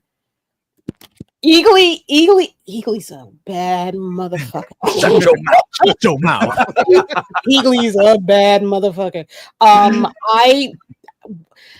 Eagly don't need Peacemaker. Like, why is he with him? What is the draw? I got a theory. I got a theory. Not you fucking with that man relationship. Like, that man got a whole best friend, and you're better than him. You could do better. You can do so much better. Oh my God, Eagly, were you with me? Like, damn. Yo, what's your theory, Deuce? And then Ant, please tell us how you feel. So I believe Eagly is of a higher being. I'm not for sure what. Like, I have nothing like to equate it with, but to me, you got to think like what he showed in this episode is like, all right, there's clearly something more deeper than just a eagle or a sentient eagle, right? And I do believe that he sees something in Peacemaker that we don't see. You got to think like what Peacemaker has always been chasing, even as bad as he's been or as fucked up things has been, he wants to be a good hero. And I believe that Eagly is seeing that good part manifested in the highest quality. And I believe that that's their relationship. Is Eagly is really trying to empower him and get him to what he sees in him based off of whatever higher being that he's in. So that's kind of like my theory on why Eagly sticks with him, because I agree. There's Eagly could be out here on his own. There's really no need for the Eagly, but so yeah. Not y'all out here trying to break up a happy home. Wait, there's also the thing. I wasn't here with y'all last week. I think I talked about this. How did Eagly know to go to that one fucking door? All the doors in that alternate dimension. How the fuck did he know to go to that one goddamn door? One door. You're right. He was fucking with that one We door. talked about that. Well, I think that our theory was that Eagly perhaps is multidimensional. Yeah, because there wasn't another Eagly in that dimension. You see what I'm saying? So, there is. I caught on to really quickly. I was like, well, where's Eagly? And then I was like, he's got a motorbike. Where's the eagle? You know what I'm saying? Like, I was like, shouldn't he be on the back, like with a little caddy thing or something? You know what I'm saying? Right. Like, you know what I mean? I'm like, this is fucking Peacemaker, but there's no Eagly in the other dimension, like at all. You didn't see him ever. And like, remember Sorry, I was gonna say hardcore never mentioned him either. Like, yeah, in the conversation, she never fucking mentioned him. I'm just saying. Well, more importantly, well, not more importantly, but to add to that point, one of the very first things, because you haven't seen it yet, Yaz, but one of the very first things that happens when Peacemaker ultimately decides, look, I'm going to the other side, is he has to explain to his brother who the eagle is. It's like, he's like, you got a bird? So you got a bird? He's like, oh, yeah, he's like, you know, I got a little eagle. So he doesn't have to explain to him who the eagle is if there is an eagle already existing in that universe, right? Okay, so can I ask another question? Okay, quickly, but yeah, we gotta hurry before Ant get to this casino. Valid point. Okay, valid. All right, so with this whole eagly is, you know what I'm saying, like this higher being or whatever, do you feel like because Peacemaker's brother is dead that he needed, like, that's why eagly is in the present form, because he doesn't have, you know what I'm saying, his brother. You know what I'm saying? Because like he's like the conduit in our timeline, because he's got his brother in the other timeline. Do you see what I mean? Yeah, no. Why? Because I well, actually, hold up. Let me think about that for a second, because the big catalyst, or dare I say, what they used to call that nexus moment, right? If we're talking in WandaVision language, then what we know the biggest difference is in this universe, Pops ain't an asshole. Like, Pops is not trying to force the kids to fight each other. Right. Pops isn't trying to force all of these ideals and ideology, or at least from what we've been exposed to thus far. The biggest difference is Pops, because if Pops is a completely different person, then Chris don't never got to fight his brother in that little pit fight that they had and shit. You know what I'm saying? So I think more than eagerly, the catalyst is Pops. And I also think that it's significant that in Peacemaker season 1, he was the Red Dragon. He's a white. And in Peacemaker season 2, he's blue. Shout out to your favorite politician, and you know which colors they like to rep. All right. So I think that there's some significance here, which will also get us into Peacemaker. If we're literally on Peacemaker. I meant Gen V, because Gen V likes to cross those streams as well. Yeah.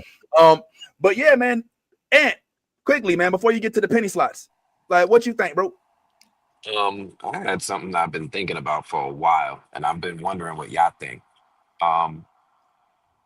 What if Eagly is the main character? Ooh, don't do that. Don't do that to like, me, man. All this whole time we seeing Eagly went Ultra Instinct, right? Chris ain't got no superpowers. Eagly is the one who took Chris into the multiverse. Chris wasn't thinking about that. Yeah. And even if you just watch the opening intros, every time they put up the Peacemaker logo, who's featured? Who's standing on top of the bodies? Who's got their wings opened out? Like, James Gunn has been showing, and he's been saying it too, that there are clues hitting in the intros. Every week the intro is different, but not everybody catches it. Every week the intro is different. So I've been getting a lot of it is. Can we pause on that? Yeah. Wait a minute. Hold on. Wait. Are you telling me that every week they do a different dance?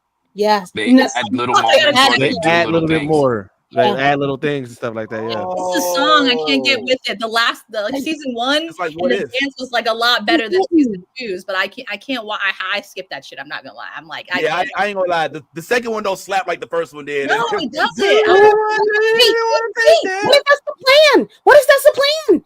He makes you skip the shit so you miss the shit because the whole story's there the whole time. I'm serious. Because I hate diabolical shit right there. I'm just saying, that's some next level thinking right there. Like, hey, if I make this trash, no one will watch it. They'll skip that shit, and then they'll miss all of the Easter eggs, and then bam, got their asses. Did you finish your point? Were you done with that point? Well, yeah, for the most part, because Eagly's been given a lot of main character energy on the low, and the show has been featuring him and highlighting him a lot more in season 2 as it's solo, right? He's not with Chris for most of the season. He's just helping Chris. Oh yeah, true. So I've been getting a lot of main character energy out of Eagly. Overall, I know something I've owed you, Vince, is that I like this show a lot. Yo, what? What? And season 2 actually made me go back and watch season 1. I pushed past the parts that I didn't like, but it really made me appreciate a little bit more as to what they were doing into season 2. So I owe you that. And I'm gonna be able to admit that I can now name 3 projects of James Gunn I enjoy. Oh snap! All right, you gotta explain the Deuce what's going on. The Deuce is like, breaking news. He's like, what? Deuce is like, dude, fuck, bro. Like, what are you talking about, man? But, What are well, you talking for a about, lot of, man? All right, a so lot of Deuce, the viewers know go I ahead. don't really rock with James Gunn like that. Like I'm not really into his humor. I think a lot of his movies are rated higher than they deserve to be. Okay. Everybody says like Guardians of the Galaxy is a top trilogy, and I'm like, how you gonna have a 1 movie out of 3 that's good, and then you got top trilogy billing? I don't really listen. Savage. When And every time people say, "Yo, I like Guardians of the Galaxy," they be like, "The first one." The first one was right? Yeah. the last one Right? wasn't bad either. Like it wasn't. Okay. Well, what was your favorite part about it? I don't remember. I'll tell you, yo, not the give me that face. God Yo, damn it, Anthony. Right? What was your favorite part of part 2? That's not fair. That's not fair. Which Guardians villain was your favorite villain? I can tell you my favorite part of 3. I didn't like 2. Same. But I like meeting Mantis. Oh, y'all didn't like 2? Google, leave me alone. Google, like I'm not trying to make balloons. What the fuck? Now, here's the thing. This is like I like what James Gunn did with Guardians. I hate Suicide Squad and the Suicide Squad, which made me not want to watch season 1 of Peacemaker. So I'm late to the Peacemaker wave. I literally the only reason why I even watched Peacemaker was because James Gunn said, all right, Peacemaker is the only thing that is a part of this universe. I was like, well, fuck it, I might as well watch it. And I watched season 1, and I went in wanting to hate it, and I was pleasantly surprised. And so now, like I said, I do like Peacemaker in general, but like Suicide Squad and the Suicide Squad, you cannot get me to say good things about those shows. Okay, so wait, Young Deuces, did you watch Creature Commando then? I did afterwards. Like I said, I was late to everything because of what he did with Suicide Squad and the Suicide Squad. It put such a bad taste in my mouth. So, like I said, so the only again, once he started this new DC universe, and it was like, all right, Creature Commandos is a part of it, and Peacemaker, I was like, I really watched it. Like, all right, fuck it, then let me watch it. And so now I was like, oh, okay, wait a minute. I was like, you know what I'm saying? And so season 2 of Peacemaker, I went in with high hopes. So that's why I went in with high hopes, but everything else up until this, I went in with fine here then energy. Not here, damn. Welcome to the James Gunn Appreciation Club. Let's hear your top 3, because for the viewers that don't know. Don't. Oh man! All right, Peacemaker season 2, Creature Commandos. You like Superman? Yeah, I was about to say, man. Don't. But Superman doesn't age well. Superman does not age well at all. Already, it's been like 2 weeks. I was like, damn, that's quick. It came out. It's out. Yeah, it's out streaming. Wait. Is this one of those instances where he had to? Is this one of those instances where he had the screener last year? Not this time. I think he was at the premiere though. I didn't get to go to the premiere. I did see it like maybe 2 weeks before it came out. Really enjoyed it. Took my son to see it again. He really enjoyed it. But then when I started watching it on HBO Max, it's a different experience when you watch this movie with a crowd versus watching it by yourself. The crowd, you can feed off the crowd's energy a lot in a theater, as opposed to watching it by yourself. Then it's like some of the stuff you're seeing through it. Like, wait a minute, you're sad that your mom said that? Like, why are you crying? You're Superman. Like, why is this even a plot point that this message is bringing you so much angst? Like, why is this such a big deal? You're a grown-ass man. Play your punk rock music, go talk to Lois and fly. Oh my God, he missed the whole point, Kira. He missed the whole point. He missed the whole point, bro. And it's so listen, it was strong the first time, but that stuff don't stand up long. That stuff don't stand up long. Look, all right, let me. Okay, welcome to my world. This is the world of tangential. We're going off into on a tangent road, but I'm gonna make this quick, and then I'm gonna try to bring us back. But the thing that I noticed the second time around was that the mom and the father's message was real. I was waiting for the shoe to drop. Yeah. As Forrest said in the beginning when he said, yo, well, this is the part where the message goes out. I thought that they said something else that had nothing to do with nothing. And then when they uncovered what it was, in my heart of hearts, I had convinced myself that had been AI'd. Like that Lex Luthor had doctored it somehow. That Lex Luthor was like, nah, bro, your mama didn't say that shit. He told you to, and then put that out to the world. But then Lex was like, it's not fake. And I heard him say that, and I was like, all right, well, whatever, sure. You're the villain. You get to say nothing. But it wasn't until he was talking with his old-ass family out in Kansas, in which me and the Midwestern gentlemen on here can respect that they went really Midwest. Like they went Joplin, you know what I'm saying? Like they went trailer, like they wouldn't. Oh, Clark, our Clark, he just wants to be a good man. Clark, can you hear me? We're just trying to communicate with you. And the reason why that scene happened was because we had to establish that Clark Kent was not a son of Krypton. He was a son of Kansas. He's a son of the United States. He's a son of Earth. And at the end of the movie, instead of playing that, oh, you like to hear you're comforted by your parents, they played his parents. And guess who they chose? The parents from Kansas. And it was in that meeting when he met up with his pops, and he was like, man, I don't even know what I am, Pop. You know what I'm saying? I just learned that my mama and them sent me here to kill everybody. And he's like, Clark, son, you've never been like that, son. You are who you are. You make up who you are, son. Like when I first saw it, I was just waiting for the robots to kill. Is it Bizarro? But it wasn't until I saw it the second time I was like, oh, they really did send Superman down here to take over Earth. They sent him to take over Earth. That's the difference in DCU Superman and DCEU Superman with Snyder and everybody else that was created before. They were always sending him from Krypton because he didn't want him to be exploded with the rest of the planet. They just wanted him to be safe. In this one, they literally deliberately sent Superman to Earth to rule this shit. And he learned it in our own eyes. And that's what I think I took away. I'm sorry, I didn't mean to go filibuster, but you drove me to it. Now, the second point was that you did bring up how this is a James Gunn project that you like.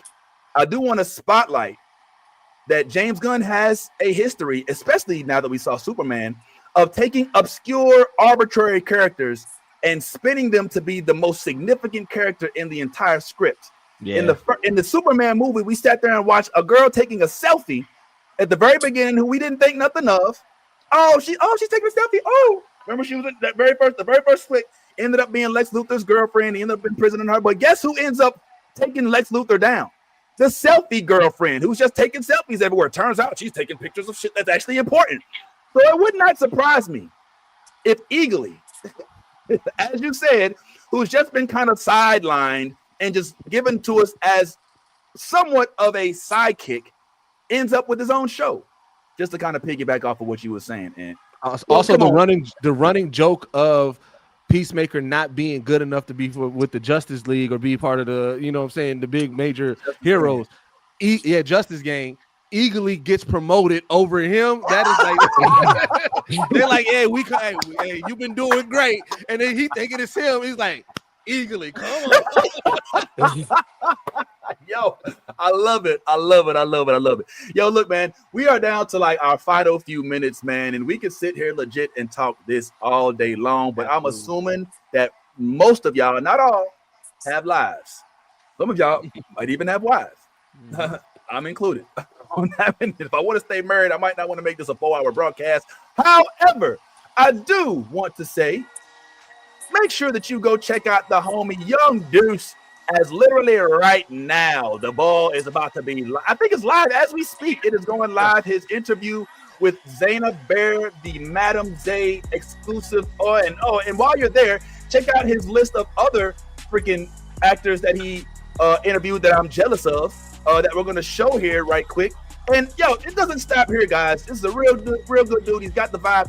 We all love what you're doing here, man. So we just want to real quick give you your flowers and say thank you also for pulling up on us, homeboy. It's a big deal. Did you have any words for the panel or for Man, anybody. One, I want to say thank you guys for inviting me to your platform. I really had a great time. Your guys' production value is top tier. Like this show is you guys are killing it. I want to say thank you to everybody that's tapped in.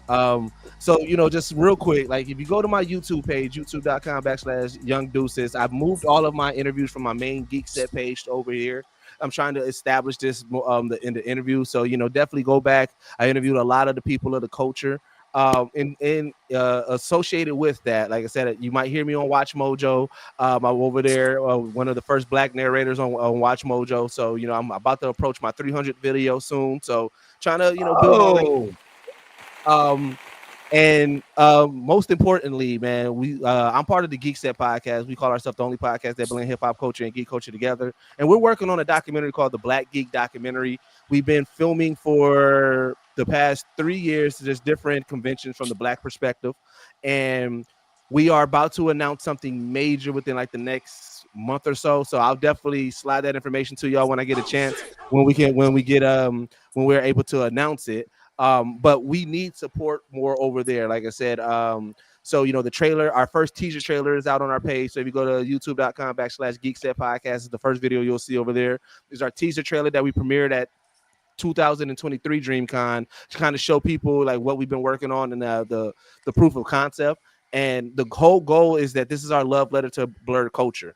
When we started doing this podcast, we realized that like this culture is growing, and we did not want somebody that was not of the culture to try to capitalize off of it and do a documentary and not knowing the nuances and what goes into what makes this culture what it is. So we started documenting that, talking to a lot of our heroes, talking to a lot of the creators that are moving right now. And we got a chance to talk about it on Sway in the Morning. And that was the goal, to show people like, yo, blurred culture is coming.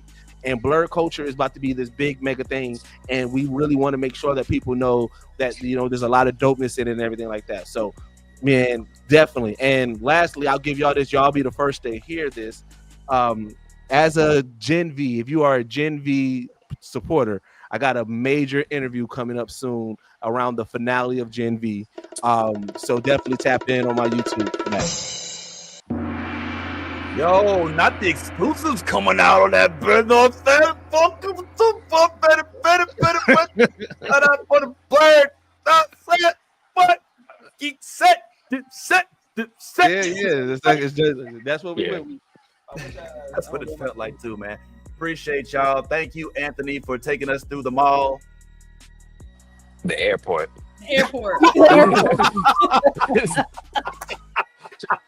My bad.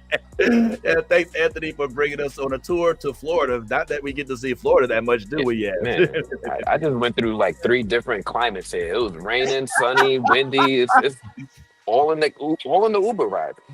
Is your wife afraid of lizards? Oh, she's not with you. Okay, she's not with me, but I didn't see it. I didn't see them lime green lizards. I was like, yeah. Oh, dude, I saw a new species of lizard the other day outside one of the houses when I was like working on one of the houses. This shit was like a mixture between you know what a skink is? Those like rainbow colored lizards. A skink? Yeah, that's what they're called.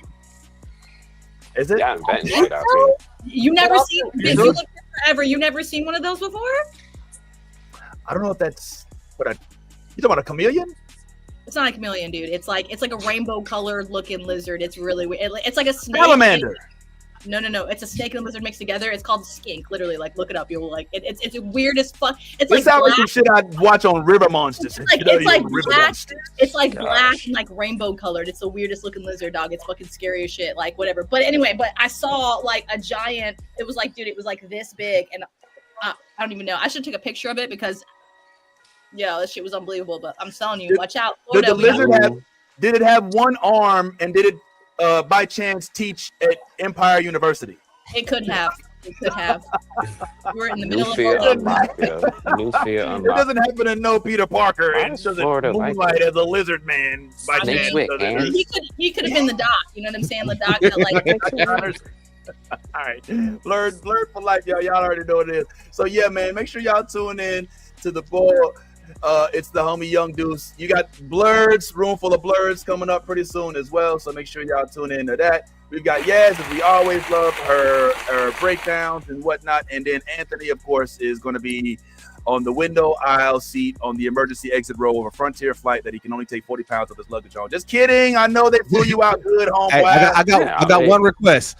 Yes, when we put out this Black Geek documentary, I need your recap. I need you to recap the Black Geek documentary. Okay. You want me to watch it and then recap it for you? Yes, okay, I will. yes. I promise. I got you. We go make it happen. So you saying you want Yas to break it down?